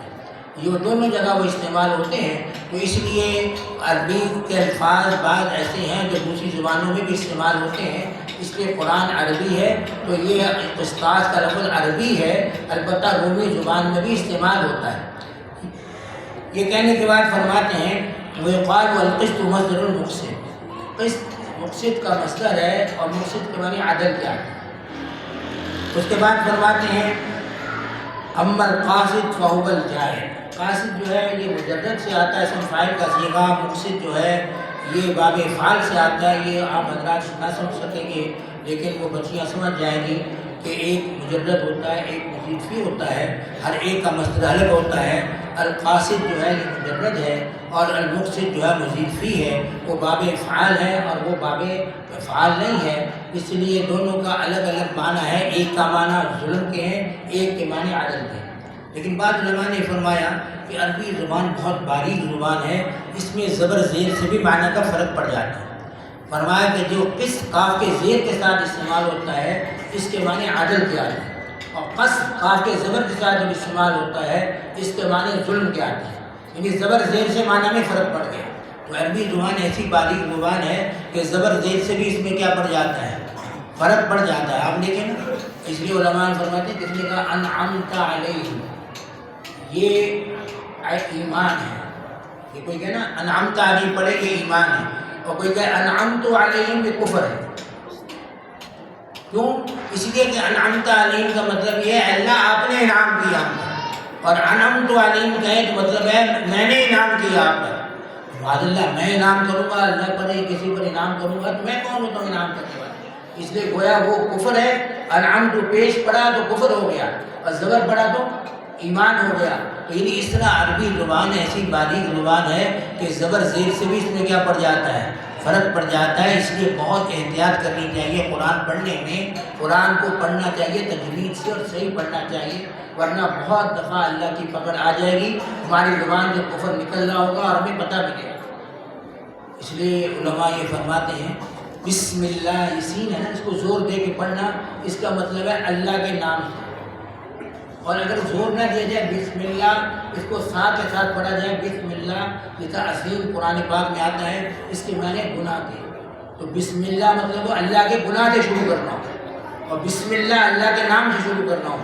یعنی ذرا سا زور دیا تو معنی کچھ ہو گئے اور زور نہیں دیا تو معنی کچھ ہو گئے. تو عربی زبان بہت نازک زبان ہے، اس میں معنی میں تبدیلی بڑی جلدی آ جاتی ہے. اس لیے قرآن کو صحیح انداز میں پڑھنا اور صحیح کوشش کرنا میرے دوستوں ہم سب کے لیے ضروری ہے. اللہ ہم سب کو اس کی توفیق عطا فرمائے. میرے دوستوں بات لمبی ہو جائے گی اس لیے کہ میں نے جانا بھی ہے، وہاں ضروری مجھے کام بھی ہے.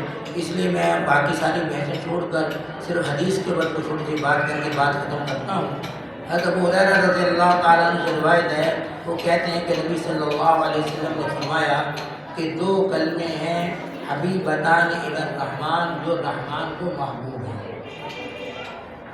حبیب اصل میں لفظ جو ہے عربی زبان کا لفظ ہے، صفت مشبہ کا صیغہ ہے. یہ کبھی اسم فاعل کے معنی میں آتا ہے، کبھی اسم مفعول کے معنی میں آتا ہے. لیکن یہاں یہ اسم مفعول کے معنی میں ہے، جس کے معنی محبوب کے آتے ہیں. تو محبوب کہتے ہیں کوئی چیز کسی سے کوئی محبت کرے تو اس کو محبوب کرتے ہیں کہ یہ میرا محبوب ہے، میں اس سے محبت کرتا ہوں. تو معلومہ یہ کلمے ایسے ہیں جو پڑھے گا اللہ اس کو محبوب بنا لیں گے. اللہ اس کو کیا بنا لیں گے؟ محبوب بنا لیں گے. تو اسی لیے جس کو اللہ محبوب بنا لیتے ہیں نا، تو پھر کیا اللہ کرتے ہیں اس کے ساتھ؟ تو حدیث میں آتا ہے اللہ جل شانہ ایصال الخیر والتکریم، اس کو خیر بھی عطا فرماتے ہیں، اس کو عزت بھی عطا فرماتے ہیں. یعنی جو ان کلمات کو پڑھے گا اللہ اس کو عزت بھی دیں گے، اللہ اس کو خیر بھی عطا فرمائے. تو اس لیے معلوم ہوا کہ ہم عزت چاہتے ہیں اور اللہ سے خیر چاہتے ہیں تو ان کلموں کو یاد کر کر اس کے پڑھنے کی عادت ڈالیں کہ اللہ ہمیں ان کے پڑھنے کی کیا کر دے، عادت ڈال دے، ہم ان کلموں کو پڑھنے والے ہوں. اور اس کے بعد فرمایا الی الرحمن، یہ رحمان کو محبوب ہیں. رحمان کس کو کہتے ہیں؟ علماء نے فرمایا ہے رحمان اللہ کا نام ہے، اللہ کے علاوہ کسی پر استعمال کرنا حرام ہے. اس لیے عام طور پر ہم اس میں غلطی کرتے ہیں، ہم کہتے ہیں عبد الرحمن نام ہے، کہتے ہیں رحمان بھائی. میرے دوستو یہ غلط ہے. عبد الرحمن بھائی کہیں، رحمان بھائی نہ کہیں، یہ گناہ کبیرہ ہے. عبد الرزاق نام ہے، ہم عام طور پر کہہ دیتے ہیں رزاق بھائی. یہ رزاق تو اللہ ہے، یہ رزاق کہاں سے بن گیا؟ یہ تو عبد الرزاق ہے، رزاق کا بندہ ہے، رزاق نہیں. تو اس لیے ان الفاظ کو استعمال کرتے وقت ہم بہت غلطی کرتے ہیں. اللہ ہم سب کو اس سے محفوظ فرمائے اور پورا نام لینے کی توفیق عطا فرمائے. تو پورا نام لیجیے عبد الرزاق عبد الرحمن، یہ نام لیجیے، صرف رزاق رحمان بھائی نہ کہا دیجیے. ایک تو یہ بات، اور دوسرا رحمان کہتے کس کو ہیں؟ علماء نے فرمایا رحمان اس کو کہتے ہیں جو خیر بہت زیادہ عطا فرمائے تھوڑے عمل پر. بہت اتنا دے تھوڑے سے عمل پر کہ آدمی حیران رہ جائے کہ اتنے تھوڑے سے عمل پر اتنا دے دیا، اس کو رحمان کہتے ہیں. اور اگر آپ ہم غور کریں، میں اکثر مثال دیا کرتا ہوں کہ ہماری زندگی اگر 70 سال بھی ہے تو 70 سال میں عادت تو سونے میں گزر گئی، عادت سونے میں گزر گئی، اور باقی 15 سال نابالغی کے گزر گیا جس میں لکھا ہی کچھ نہیں جاتا. اب باقی کتنی رہ گئی؟ 70 میں سے آپ نکال دیں کتنی باقی رہ گئی؟ 55. اور جب 15 وہ نکال دیے تو کتنی رہ گئی؟ تو آدھے پہلے تو آدھا نکالے رات کے، وہ کتنی رہ گئی؟ یعنی کل آپ کہیں آپ 30-35 سال بھی کم، بلکہ اس سے بھی کم بنتے ہیں. یہ ہماری زندگی ہے کل، جس میں اللہ کو کتنا دیتے ہیں ایک دن میں؟ صرف 2 گھنٹے. فجر کی نماز پڑھ لی ہم نے، اللہ کو دے دیا. جب آپ زور کی پڑھ لی، اللہ کو دے دیا. فجر آپ 25 منٹ میں، زیادہ 20 منٹ میں پڑھ لی. زور ہم نے کتنی دیر میں پڑھ لی؟ 15-20 منٹ میں وہ پڑھ لی. عصر جو ہے 10 منٹ میں پڑھ لی. مغرب جو ہے وہ 15 منٹ لگا لیں اس کو. عشاء کے آپ 25 منٹ لگا لیں. تو یہ کل 2 گھنٹے بھی نہیں بنتے جو اللہ کو ہم دے رہے ہیں. اور اللہ ہمیں کیا دے رہے ہیں؟ اللہ وہ جنت دے رہے ہیں جو کبھی ختم نہیں ہوتی. اس لیے وہ حدیث میں آتا ہے، اللہ کے رسول نے فرمایا کہ آخرت کی زندگی اتنی لمبی ہے کہ زمین سے آسمان تک خلا جو ہے یہ 500 سال کی مسافت ہے. اور فرمایا اس کو رائی کے دانے سے بھر دیا جائے اور ایک چڑیا آئے 1000 سال بعد ایک دانہ اٹھا کے لے جائے، ایک نہ ایک دن وہ دانے ختم ہو جائیں گے، آخرت کی زندگی ختم نہیں.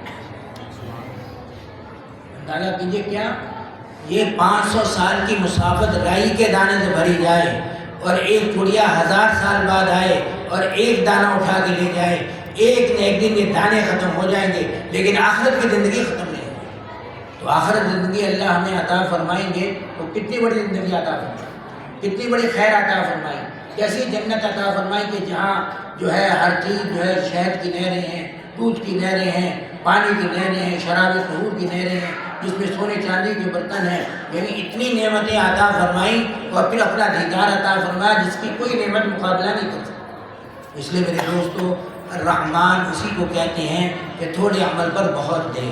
اللہ ہمارے تھوڑے عمل پر بہت دیتے ہیں، اس لیے اللہ کا شکر ادا کرنا چاہیے کہ اللہ آپ کا شکر ہے، آپ ہمارے تھوڑے عمل پر ہمیں اتنی نعمتیں عطا فرمائیں. اس کے بعد فرمایا خفیفتان علی اللسان. جب کھانا پہ اللہ کو محبوب ہے، جب محبوب ہے اللہ کو تو لگتا ہے بڑی مشکل کام ہوگا. اللہ کے نبی نے فرمایا کہ زیادہ مشکل نہیں ہے، زبان پر ہلکے ہیں. خفیفتان علی اللسان بہت ہلکے سے ہیں، کوئی وزنی چیز نہیں ہے کہ تم کو جی ہمیں ادا کرنا بڑا مشکل ہے، ہم کیسے اس کو ادا کریں گے. تو اس لیے بنا خفیفتان علی اللسان، لوگوں بہت ہلکے ہیں زبان پر. اور اس کا تجربہ یہ ہے کہ بہت سے تبلیغی حضرات جو جاتے ہیں نا جماعتوں میں، وہ کہتے ہیں کہ بعض لوگ ہمیں ملتے ہیں جن بیچاروں کو کلمہ پڑھنا کہتا ہے دیہات میں. اب ان کو کلمہ سکھاتے ہیں تو کلمہ پڑھنا آتا ہی نہیں، کوئی لا الہ الا اللہ محمد رسول اللہ کہنا نہیں آتا، کیونکہ اس میں لفظ کچھ ثقیل ہے، اس لیے ان کی زبان پر چڑھتے نہیں. لیکن یہ الفاظ سبحان اللہ و بحمدہ سبحان اللہ العظیم، یہ الفاظ اگر کہلا جائیں یہ زبان پر جلدی آ جائے گا، کیونکہ اللہ کے نبی نے فرمایا زبان پر ہلکے ہیں، انشاءاللہ یہ زبان پر کیا آ جائیں گے. اور علماء نے فرمایا یہ کلمہ توحید کے برابر ہیں. جس نے یہ الفاظ آخری وقت میں کہہ لیے وہ کلمہ توحید کہہ لیا. اور کلمہ توحید اللہ کے نبی نے فرمایا من قال فی آخر کلام لا الہ الا اللہ محمد رسول اللہ وهو دخل الجنہ، وہ جنت میں داخل ہو جائے. یعنی سبحان اللہ و بحمدہ سبحان اللہ العظیم کسی زبان سے آخری وقت میں نکل گیا، انشاءاللہ جنت مل جائے. تو یعنی اتنے ہلکے زبان پر ہیں کہ ہر جاہل آدمی ان کو آسانی سے یاد رکھ سکتا ہے، پڑھ سکتا ہے، اس کو سیکھ سکتا ہے۔ تو وہ آئے کہ جب ہلکے ہیں، بہت زبان پر معمولی ہیں، تو پھر کو وزن بھی کم ہوگا؟ فرمایا نہیں، وزن بہت ہے۔ ثقیلتان فی المیزان، میزان اور ترازو میں بڑے بھاری ہیں۔ قیامت کے دن تولیں گے تو اتنے بھاری ہوں گے کہ تم تصور بھی نہیں کر سکتے، اتنے بھاری قیامت کے دن یہ ہوں گے۔ اور وہ الفاظ کیا ہیں؟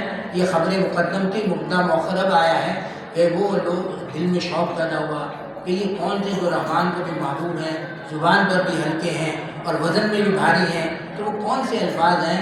تو اللہ کے نبی نے ہمیں بتلایا وہ سبحان اللہ و بحمدہ سبحان اللہ العظیم۔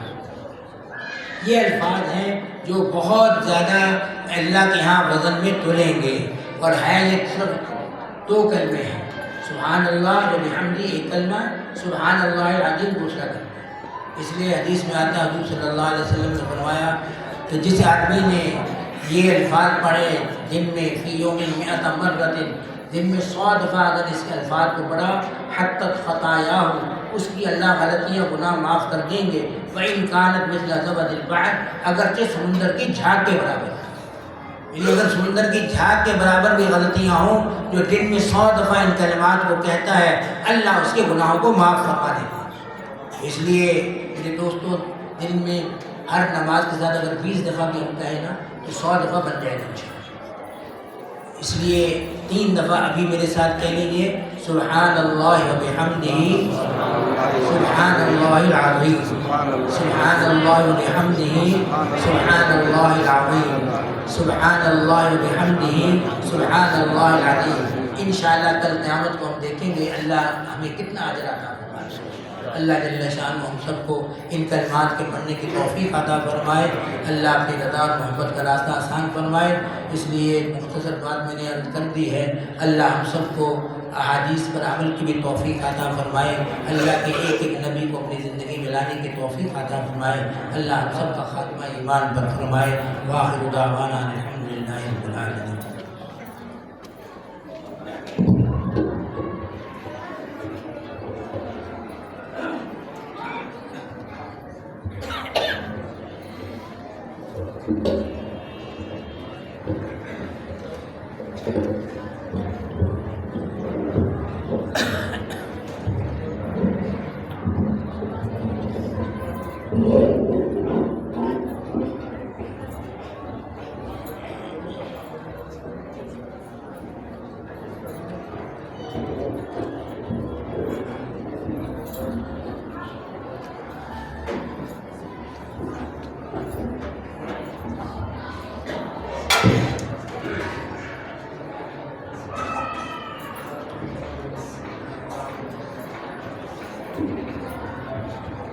آپ حضرات سے گزارش ہے کہ اپنی جگہوں پر جم کر تشریف رکھیں، پروگرام انشاءاللہ چل رہا ہے، اور میں نعت رسول مقبول صلی اللہ تعالیٰ علیہ وآلہ وسلم کے لیے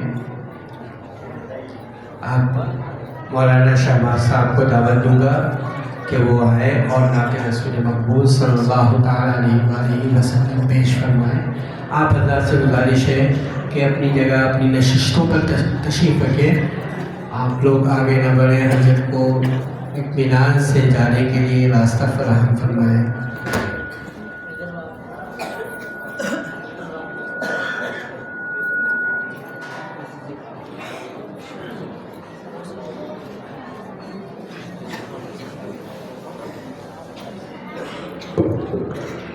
السلام علیکم ورحمۃ اللہ وبرکاتہ۔ وعلیکم السلام ورحمۃ اللہ۔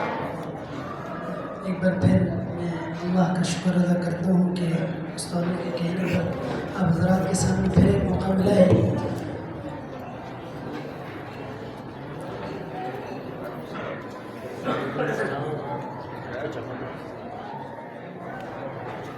اجازت ملی ہے کہ کچھ وقت لیا جائے آپ حضرات کا، تو کیوں نہ ہم یہ وقت اپنا قیمتی بنائیں، میرے ساتھ مل کے اللہ کا ذکر کرنا ہے۔ کیا کرنا ہے؟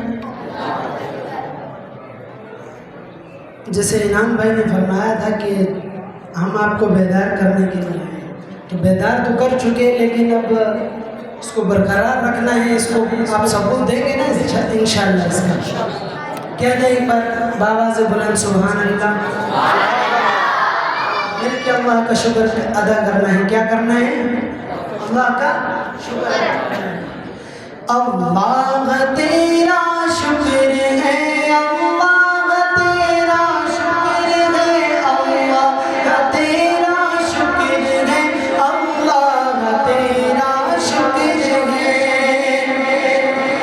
مل کے کہیں اللہ تیرا, مولا تیرا شکر ہے, اللہ تیرا شکر ہے, مولا تیرا شکر ہے, اللہ تیرا شکر ہے, مولا تیرا شکر ہے, اللہ تیرا شکر ہے, مولا تیرا شکر ہے.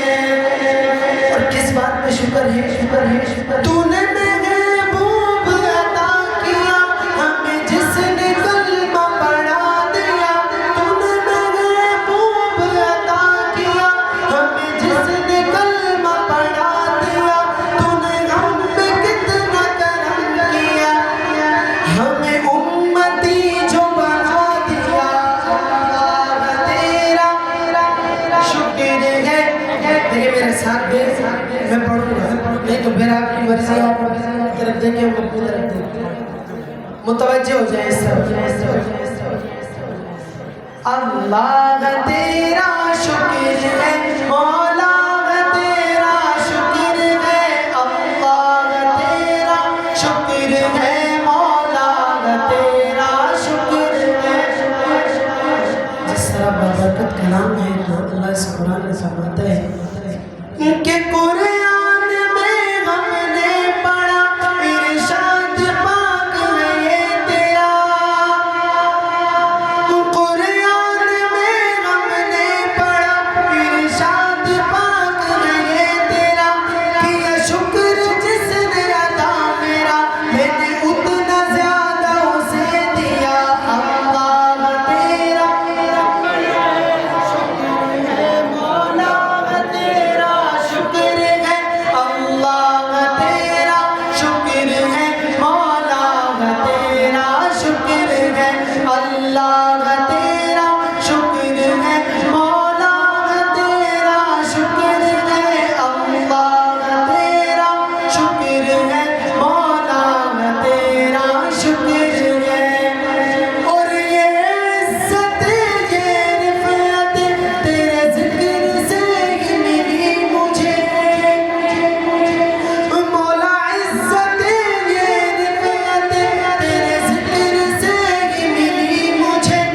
میں جو سمجھا یہ نیاز تھا, تو نے ایک نگینہ بنا دیا.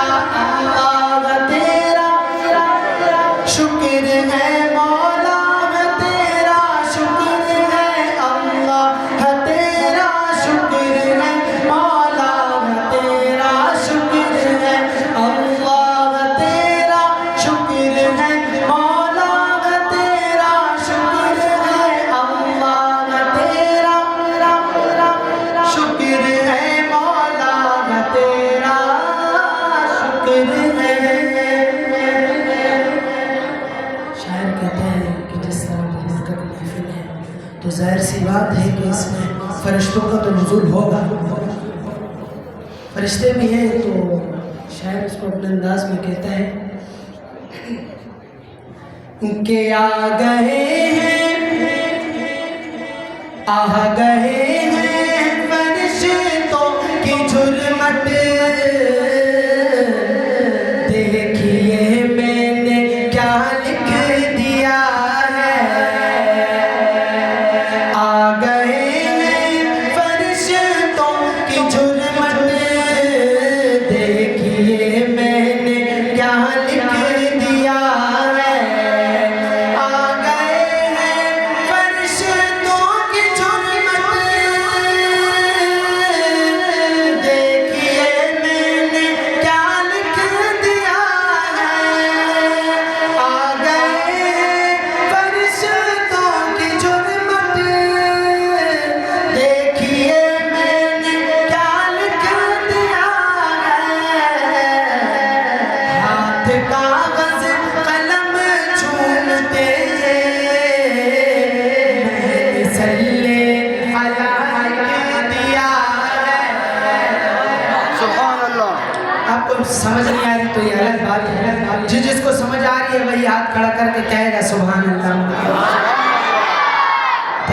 तो तलबा हैं, इससे कोई मुकाबला नहीं कर सकता। आप कहें सुभान अल्लाह। जो मिसरा आपको समझ आएगा उस पे आप बाबा से बुलंद क्या कहेंगे? सुभान अल्लाह। आ गए हैं फरिश्तों की झुरमट, देखिए मैंने क्या लिख दिया है। हाथ कागज कलम चूमते हैं, मैंने सल्ले अला लिख दिया है। और है सरापा उजाला हमारा नबी, रहमते हक ताला हमारा नबी, जिसका कोने में कोई सानी नहीं है, वो जग से निराला हमारा नबी। रब का महबूब है, रब का प्यारा नबी, सबका प्यारा नबी है हमारा नबी। आ गया जो हलीमा किया होश में, आमना का दुलारा हमारा नबी। भूल भटकी हुई सारी मखलूक को, जिसने आके संवारा हमारा नबी। चश्मों की अभी दाद देनी, आपने सबूत देना है। शेर को देखिएगा और इनके हाथों को देखिएगा इंशाअल्लाह। शायर कहते हैं कि आ गया जो हलीमा किया होश में, आमना का दुलारा हमारा नबी। भूल भटकी हुई सारी मखलूक को, जिसने आके सवारा हमारा नबी। और आप कौसर पिएंगे तो सिर्फ इसलिए, आप कौसर पिएंगे तो सिर्फ इसलिए, हमको देगा प्याला हमारा नबी। उनको शम्सो ज़ुहाल लिख दिया है, उनको शम्सो ज़ुहाल लिख दिया है, उनको बदरो दुजा लिख दिया है। और मर्तबा जब भी पूछा किसी ने, मर्तबा जब भी पूछा किसी ने, उनको बादस खुदा लिख दिया है। आ गए हैं फरिश्तों की जुर्मत, देखिए मैंने क्या लिख दिया है। आ गए हैं फरिश्तों की जुर्मत, देखिए मैंने क्या लिख दिया। सुभान अल्लाह।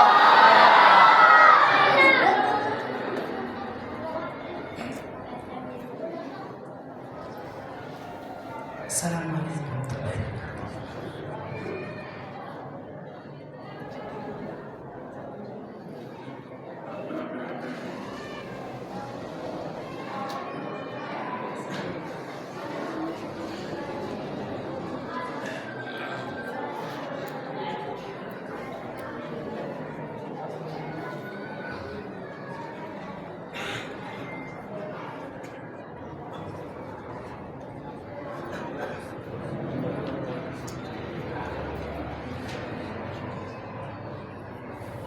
मैं मुअज़्ज़ज़ मेहमानान गिरामी से दरख्वास्त करूँगा कि दस्तारबंदी का अमल शुरू होने वाला है।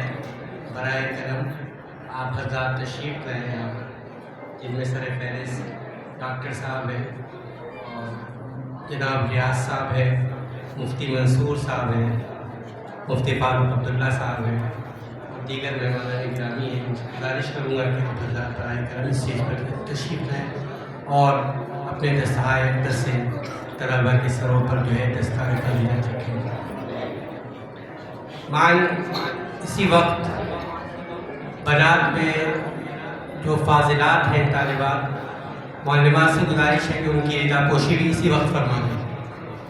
मोहम्मद फातिर,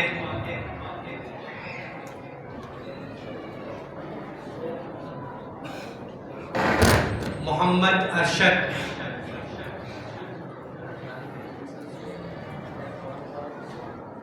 محمد حذیفہ، محمد کامران، عبداللہ، مزمل، اسفر، شایان، حنظلہ،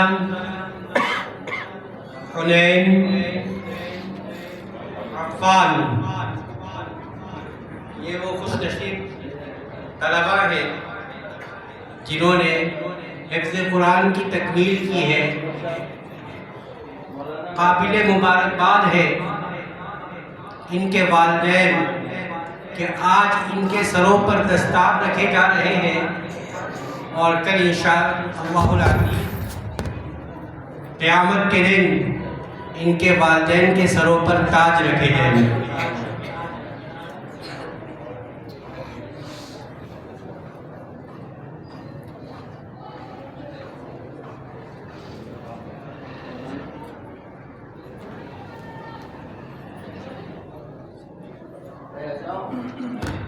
اعزازی طور پر حفظ کے دونوں اساتذہ اکرام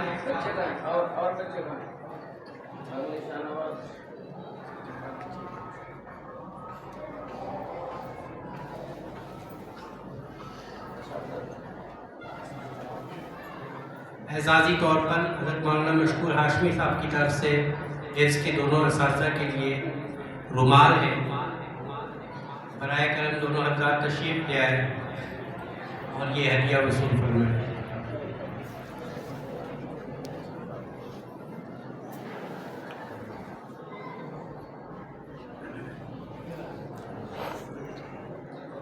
ایک اعلان اور خوشخبری یہ آپ حضرات کے سامنے رکھنی ہے، جیسا کہ میں نے عرض کیا تھا کہ انشاءاللہ العزیز جو اگلے سال سے یہاں تخصص کا درجہ طالبات کے لیے جو ہے وہ کھولا جا رہا ہے، اور درس نظامی بنین میں انشاءاللہ داخلے 10 شوال سے جاری ہوں گے۔ نیز یہ کہ انشاءاللہ شوال المکرم سے باقاعدہ یہاں ہر اتوار کو عصر تا مغرب ذکر کی مجلس ہوگی، جس کے روح رواں حضرت مولانا مشکور ہاشمی صاحب دار برکاتہ العالیہ ہوں گے۔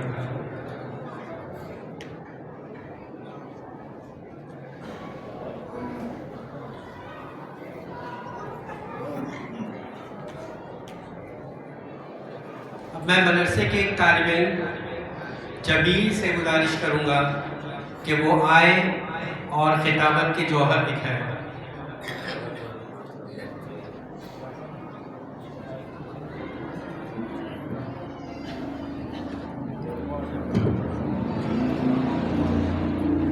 نحمده ونصلي على رسوله الكريم، أما بعد فأعوذ بالله من الشيطان الرجيم، بسم الله الرحمن الرحيم، ولا تحسبن الذين قتلوا في سبيل الله أمواتا بل أحياء عند ربهم يرزقون، وقال النبي صلى الله عليه وسلم الجهاد ماض إلى يوم القيامة، او کما قال صلی اللہ علیہ وسلم۔ یوں بھی عبادت ہوتی ہے، ہم یوں ہی عبادت کرتے ہیں، یوں بھی عبادت ہوتی ہے، ہم یوں عبادت کرتے ہیں، اسلام کے گلشن کی ہم جان دے کے حفاظت کرتے ہیں، جینے کا ہمیں کوئی شوق نہیں، مرنے کی ہمیں کوئی فکر نہیں، جینے کا ہمیں کوئی شوق نہیں، مرنے کی ہمیں کوئی فکر نہیں، وہ مر کر بھی زندہ رہتے ہیں جو دین کی حفاظت کرتے ہیں۔ میرے قابل قدر اساتذہ اکرام اور میرے مکتب ہم سفر ساتھی، السلام علیکم ورحمۃ اللہ وبرکاتہ۔ میں آج آپ حضرات کے سامنے صحابہ کی شوق و شہادت کے موضوع پر لب کشائی کرنے کی جسارت کرنا چاہتا ہوں۔ سامعین گرامی، جب میری نگاہ تاریخ کے اوراق پر پڑتی ہے تو مجھے ہر جگہ شہداء کا خون بہتا ہوا نظر آتا ہے، اور تاریخی اوراق شہداء کے خون سے رنگین اور لبریز نظر آتے ہیں۔ صحابہ کی شوق و شہادت کو دیکھنے سے پہلے صحابہ کے سردار اور رہبر کو دیکھتے ہیں۔ امام الانبیاء صلی اللہ علیہ وسلم کی تمنا کیا ہے؟ میرے مدنی آقا صلی اللہ علیہ وسلم تڑپ تڑپ کر فرما رہے تھے لوددت ان اقتل فی سبیل اللہ ثم احیا ثم اقتل ثم احیا ثم اقتل۔ سامعین محترم، صحابہ میں شہادت کی تڑپ تھی، شہادت کا جذبہ تھا۔ اگر صحابہ میں شوق و شہادت نہ ہوتا تو بدر میں 14 صحابہ شہید نہ ہوتے، اگر صحابہ میں شوق و شہادت نہ ہوتا تو خندق میں 6 صحابہ شہید نہ ہوتے۔ ارے مجھے کہنے دیجئے، اگر صحابہ میں شوق و شہادت نہ ہوتا تو بکر صدیق رضی اللہ عنہ کے دور و خلافت میں 68,000 صحابہ اپنی جانوں کے نظارے پیش نہ کرتے۔ فاروق اعظم رضی اللہ عنہ کے دور میں 14,000 صحابہ شہید نہ ہوتے، عثمان غنی رضی اللہ عنہ کے دور میں 12,000 صحابہ شہید نہ ہوتے۔ اب آئیں ذرا اس صحابی کی طرف کو دیکھتے ہیں جنہوں نے اپنے خون سے تاریخ اسلام کو رنگین قبا پہنائی اور اپنی سرمایہ زندگی سے گلشن اسلام کو آبیاری کی۔ وہ کون تھے؟ وہ فاروق اعظم تھے جو یہ دعا کرتے تھے اللہم ارزقنی شہادتاً فی سبیلی واجعل لی بلد رسولک۔ اگر صحابہ کی شوق و شہادت کو دیکھنا ہے تو احد کے پہاڑ سے پوچھتے ہیں اے احد ذرا تو بتا میرے عبداللہ بن جحش رضی اللہ عنہ تیرے سینے میں کس شوق و جذبے سے آیا تھا؟ جواب ملے گا کہ تجھے معلوم نہیں وہ کیا تمنا کرتے ہوئے دعا کرتے تھے اے اللہ کل میرے مقابلے میں بہادر شخص ہے، میں اس پر وار کروں، وہ مجھ پر وار کرے، میرا ہاتھ ناک کان کاٹ دی جائے، کل تیرے دربار میں حاضری ہو تو سوال کرے اے عبداللہ یہ ناک کان کہاں کٹوائے، میں جواب دوں اے اللہ تیرے دین کی خاطر تو کہے صدقت یا عبداللہ۔ اگر جذبہ شہادت دیکھنا ہے تو عرب بن معلان رضی اللہ عنہ کو دیکھیں، دشمن کے تیر ان کے سینے میں بے بس ہوتے تو جامع شہادت فرماتے وقت کہتے فزت ورب الکعبہ فزت ورب الکعبہ، اللہ کی قسم میں کامیاب ہو گیا۔ اس شاعر پر اپنا بیان ختم کرنا چاہتا ہوں۔ شہادت ہے مطلوب مقصود مومن، شہادت ہے مطلوب مقصود مومن، نہ مال غنیمت نہ قصور کشائی، وما علینا الا البلاغ المبین۔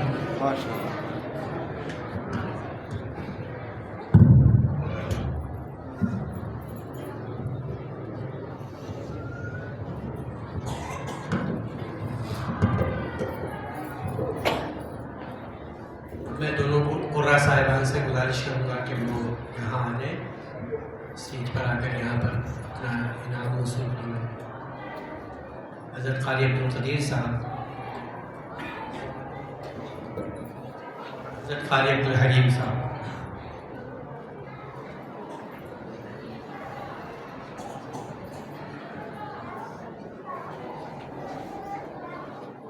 محترم صاحب تشریف لیں۔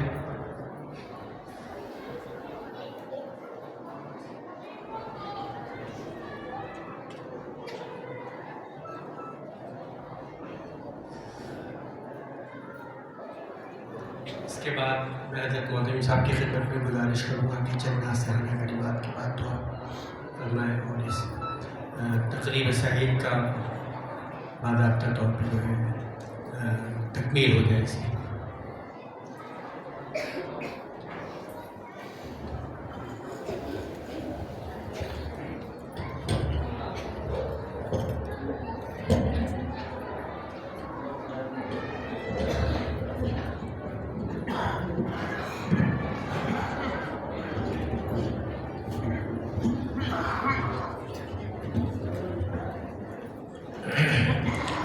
الحمد لله كفى وسلام على عباده الذين اصطفى أما بعد فأعوذ بالله من الشيطان الرجيم بسم الله الرحمن الرحيم خيركم من تعلم القرآن وعلمه۔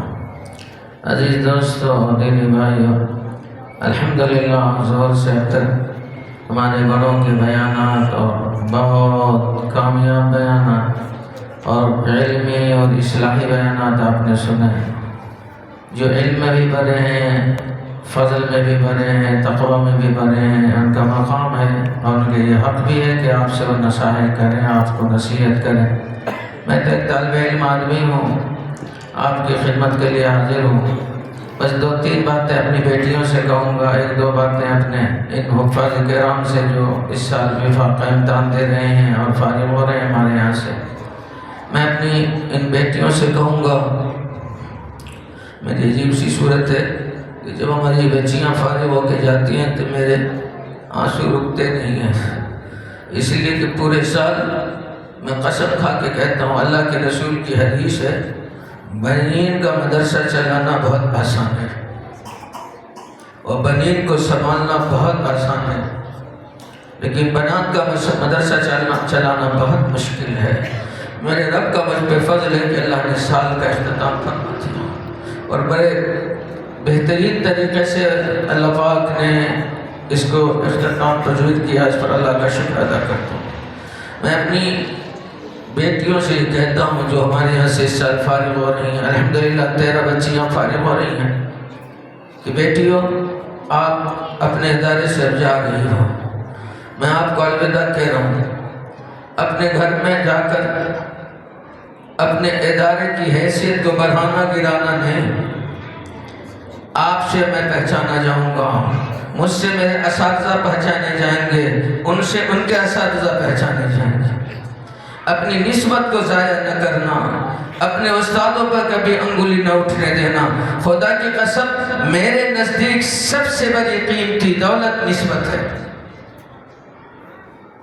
اس لیے میں تجھ سے عاجزانہ گزارش کرتا ہوں، اپنے اخلاق، اپنے عادات کو درست رکھنا۔ نماز کی پابندی آپ کی گھٹیوں میں ہو، آپ اپنی نماز کی ایسی پابند ہو جائیں کہ آپ کے گھر کے ہر آدمی مجبور ہو مصلی پہ آنے پر۔ آپ کا اخلاق ایسا ہو کہ آپ کا غیر بھی آپ کو چومے۔ مجھے شکایت آتی ہے عالمہ بچیوں کے گھر سے، ان کے سسر کہتے ہیں کہ ہمیں یہ ستاتی ہے۔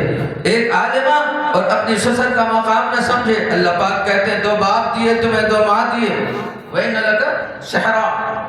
اللہ پاک نے سسر کو باپ بنایا ہے، ساس کو ماں بنایا ہے، وہ بھی باپ ماں ہیں، یہ بھی باپ ماں ہیں۔ آپ عالمہ ہو کر اپنا مقام نہیں سمجھتے، اپنے ماں باپ کی عزت نہیں کریں، تو آپ میں اور یونیورسٹی کے طالبہ میں کیا فرق ہے؟ آپ میں اور کالج کی طالبہ میں کیا فرق ہے؟ آپ میں اور کالج کے طالبہ میں کیا فرق ہے؟ آپ نے 6 سال اتنی بڑی بڑی کتابیں کیوں پڑھی؟ میں نے اپنی زندگی کو کیوں کھپایا؟ کہ کسی طالبہ کا والد یا کسی کا شوہر یا کسی کا سسر آ کر مجھ سے کہے کہ آپ کی بچیاں اس طرح سے میرے گھر میں کی ہیں۔ بیٹیوں، اپنی بدنامی، اپنے اساتذہ کی بدنامی، جس علم کو حاصل کیا اس کی بدنامی نہ کرنا خدا کے واسطے۔ تم اس علم کو بڑھانے والی بنو، مدرسوں میں لانے والی بنو، اپنے اخلاق کو اتنا وسیع کرو کہ گھر کا ہر فرد، ہر رشتہ دار کے واقعی مثالی بچی ہے، مثالی عالم ہے۔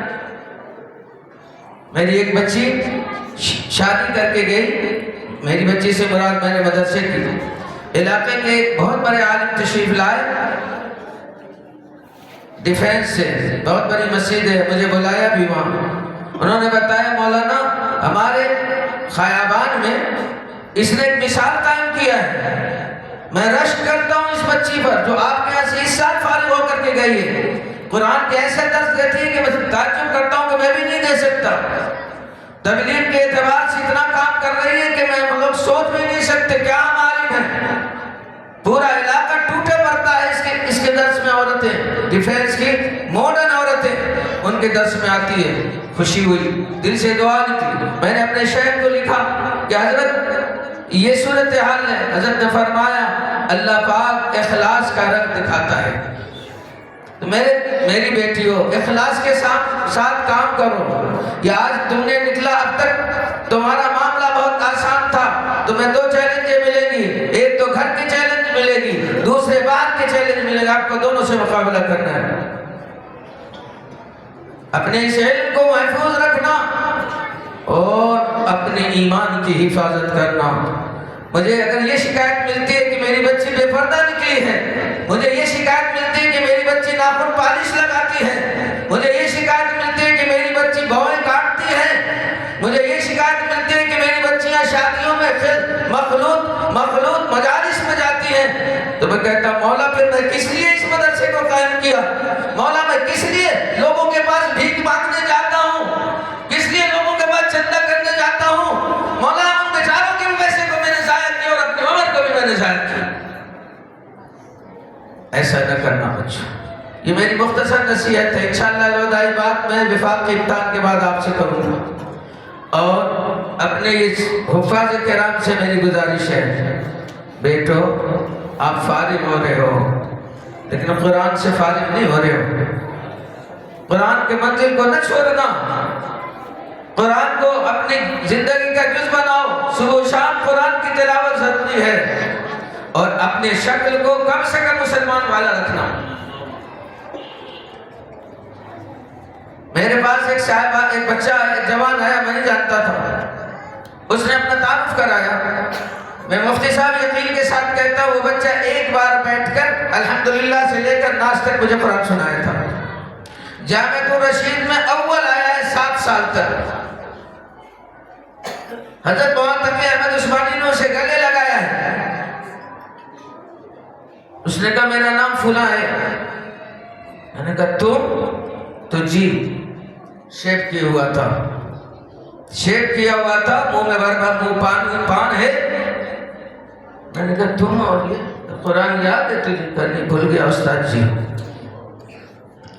جو بچہ 30 سے 12 الف لام میم سے ناس تک قرآن سنایا، وہ بچہ آج اما سے 12 بھی اس کو یاد نہیں ہے۔ اس نعمت کی ناقدری کرو گے اللہ چھین لے گا۔ لئن شکرتم لازیدنکم، نعمت کی قدر کرو گے اللہ بڑھائے گا، اور اگر تم نے ناقدری کی ولئن کفرتم، اس کو انکار کیا تو ان عذابی لشدید، پھر اس کا انجام کیا ہوتا ہے جان تو حافظو۔ ابھی آپ شعر سن رہے تھے کہ 10 کی بخشش کے ذریعہ بن رہے ہو، اور اگر قرآن کو بھلایا تو حدیث میں آتا ہے کہ کوڑی بنا کر، جزامی بنا کر اللہ کے سامنے پیش کیا جائے۔ اللہ ہماری حفاظت فرمائے۔ بچوں قرآن کی منزل کا اہتمام اور اپنے شکل و شباہت کی حفاظت۔ ارے تو عام لوگوں کے لیے بھی داڑھی واجب ہے، اسلام کے شاعر میں سے ہے، تم کیسے داڑھی کٹاتے ہو؟ تمہیں شرم نہیں آتی؟ جس نبی نے تار پہ پتھر کھائے خون سے لہو لہان ہوئے، اس نبی نے تمہیں داڑھی کی سنت دی، اس نبی کی سنت کو اپنے ہاتھوں سے قدر کے بات رومہ میں پھینکتے، تجھے شرم نہیں آتی؟ تیرے سینے میں قرآن کیسے رہے گا؟ میری گزارش ہے بڑے چھوٹے سب بچوں سے، جو ہمارے متقدمین طالب علم میں جو فارغ ہو چکے وہ بھی اس مجلس میں نظر آ رہے ہیں، ان سے بھی اپنے حالت کو بدلو دوستو۔ آج جو دنیا پہ عذاب آ رہا ہے یہ ہماری وجہ سے بھی آ رہا ہے۔ فقر اپنوں کی ہوتی ہے، غیروں کی نہیں ہوتی۔ اپنے کی جرم پر گرفت ہوتی ہے۔ آج ہم بگڑے ہیں، حالات بگڑ گئے۔ مفتی صاحب بھی فرما رہے، مولانا اسد اللہ صاحب فرما رہے، سعد اللہ صاحب، کہ کیفیت اندر سے بنتی ہے، انقلاب اندر سے آتا ہے، انقلاب اعمال سے آتا ہے، انقلاب نبی کے سنت سے آتا ہے۔ آپ سے گزارش ہے کہ منزل کا اہتمام کریں، نماز کا اہتمام کریں، سلام کا اہتمام کریں، ماں باپ کے احترام کریں، اخلاقیات سے کبھی گرے نہیں دوستو، تاکہ آپ کا بھی نام ہو، آپ کے اساتذہ کا بھی نام ہو، آپ کے ادارے کا نام ہو، آپ کے دین کا نام ہو۔ اللہ پاک عمل کی توفیق عنایت فرمائے۔ میں آخر میں حضرت مفتی منصور صاحب کا، مولانا مفتی فاروق صاحب کا، حضرت مولانا ڈاکٹر اکبر صاحب کا، حضرت مولانا ڈاکٹر اکبر صاحب کو جب حضرت مولانا میں کہتا ہوں تو دل سے دل دعا نکلتی ہے۔ یہ وہ بندہ ہے جو MBBS ڈاکٹر ہے، زمانے تک یہاں ڈاکٹر بھی ہے۔ اللہ پاک نے اس عمر میں عالم دین بنایا۔ ارے آپ بھی چاہو تو بن سکتے ہو۔ اللہ پاک نے اس عمر میں عالم دین بنایا اور جید عالم بنایا۔ آج الحمدللہ اصول الشاسی پر آ گئے۔ خوشی ہوئی مجھے، بڑی خوشی ہوئی۔ اور بھی کتابیں مجھے یہ کتاب انتشار یاد ہے کہ انہوں نے یہ مفتی صاحب یہاں پر آ، آپ بھی بن سکتے ہو۔ میں بلکہ ان طلباء کے والدین سے عرض کروں گا، یہ جو بچے اس سال فارغ ہوئے ہیں حافظ، ان کو اسکول میں نہ لگاؤ، ان کو اسکول میں نہ لگاؤ، دے دو مجھے، میں 10 سال میں تمہیں عالم بنا کے دوں۔ اسی محلے میں ایک شخص تھا، بینک کا آدمی تھا، یہ لیاقت خان، جس کا بیٹا مفتی عامر بڑا مشہور ہے، آج کل مشکات اور بخاری پر آ رہا ہے۔ میرے یہاں سے حافظ ہوا، بہترین حافظ الحمدللہ، ابھی بھی قرآن یاد۔ میں اس کے باپ پہ گیا، وہ گیا عالمین میں اسکول میں داخلہ لے کے، میں نے کہا بھائی مجھے دے دو، میں بھی مانگتا ہوں۔ خدا کی قسم یہ جملہ تھا، میں تم سے بھیک مانگتا ہوں، مجھے یہ بچہ دے دے، یہ بچہ ہونہار ہے۔ اس کا باپ میری بات کی تصدیق کرے گا اور وہ خود مولی عامر کرے گا، مجھے یہ دے دو۔ کہ مجھ سے کیا کرے گا؟ میں نے کہا وہ کرے گا جو نبی نے کیا۔ الحمدللہ وہ عالم ہوا اور جید عالم ہوا، اس کے بعد مفتی بنا اور بہت شاندار مفتی بنا، مفتی بنا اور بہت شاندار مفتی، بڑے مفتی کے ساتھ رہا۔ میرے بھائی مجھے کیا دیا؟ خوشی اس بات کی ہے کہ میں نے جو پودا لگایا تھا وہ قداور ہو گیا، میرا معاملہ صحیح ہو گیا۔ میں آپ سے بھی کہوں گا ان بچوں کو ضائع نہ ہونے دیں۔ میں اسکول کا منع نہیں کرتا، کالج کا منع نہیں کرتا، یہ میرا بیٹا خود انجینئر ہے، MS کیا، PhD کرنے باہر جا رہا، میں منع نہیں کرتا، پڑھو لیکن پہلے دین پڑھو، میرے دوستو اپنے بچوں کو عالم بناؤ۔ میں خاتم آپ کے آخری دم تک آپ کا ساتھ دیتا ہوں۔ آپ آج طے کرو، میں انشاءاللہ دورے تک ایسے بنات میں ہمارا ادارہ قائم ہے الحمدللہ، کراچی کی چند اداروں میں اللہ پاک اس وقت 350 بچیاں ہمارے یہاں صرف درس نظامی میں ہیں، بقیہ 400 450 بچیاں ہیں۔ انشاءاللہ بنین بھی اسی طرح سے چلے گی۔ آپ تیار تو ہو آپ علاقے والے؟ دیکھو پھر انشاءاللہ آپ کو یہ بھی ملے گا۔ اللہ پاک عمل کی توفیق عنایت فرمائے۔ تو میں تمام علماء کرام اور تمام مہمانان گرامی کا بہت ممنون ہوں، بہت مشکور ہوں، اور آپ سب علاقے کے لوگوں کا کہ اجتماع سے تھک کے آئے پھر بھی مجھے وقت دیا، میں اس کی قدر کرتا ہوں۔ اللہ آپ کو جزائے خیر دے۔ اب آئیے دعا کر لیتے ہیں اور انشاءاللہ پھر نماز سے پہلے اگر وقت ہو تو آپ حضرات اپنے گھروں کو جا کر کھانا کھا کے پھر نماز کے لیے آئیں۔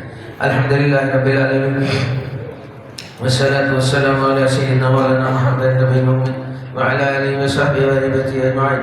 اللهم ربنا آتنا في الدنيا حسنة وفي الآخرة حسنة وقنا عذاب النار۔ اللهم انت السلام ومنك السلام تبارک ربنا وتعالی ذا الجلال والإکرام۔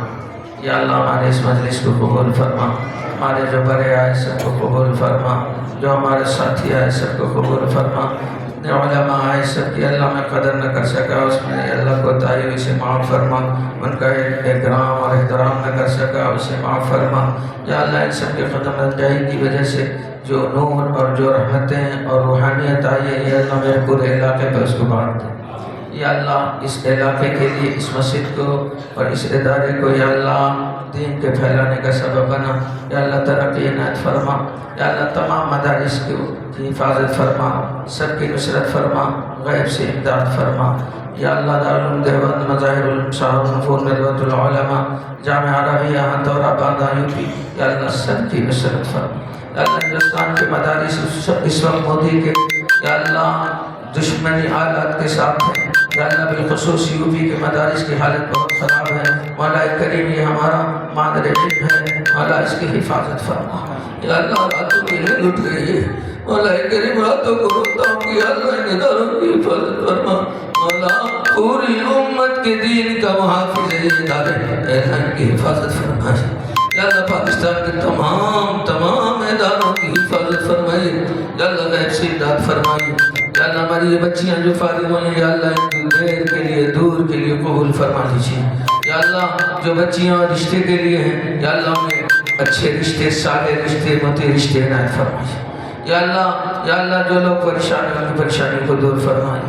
یا اللہ جو مشکلات میں اس کو آسان فرمائیے، جو بے روزگار ہیں انہیں روزی عنایت فرمائیے، جو بے اولاد ہیں انہیں اولاد عنایت فرمائیے۔ یا اللہ یہ بچے جو ہمارے حافظ ہوئے یا اللہ ان کو عالم دین بنائیے۔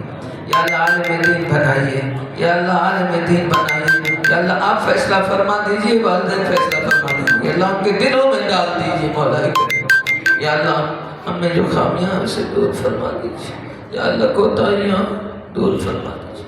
یا اللہ ہمیں اخلاص عنایت فرمائے، یا اللہ ہمیں اخلاص عنایت فرمائے۔ آپس کا جوڑ، آپس میں اتحاد، آپس میں محبت عنایت فرمائے۔ یا اللہ ہماری دعاؤں کو میں اپنے لطف و کرم سے قبول و مقبول فرمائی۔ صلی اللہ تعالیٰ علی خیر خلق محمد وعلی آلہ وصحبہ اجمعین وآخر دعوانا۔ علماء حضرات سے گزارش ہے 1 منٹ مجھے دیں گے، بقیہ حضرات کا بہت شکریہ۔ اللہ آپ سب کو جزائے خیر عنایت فرمائے۔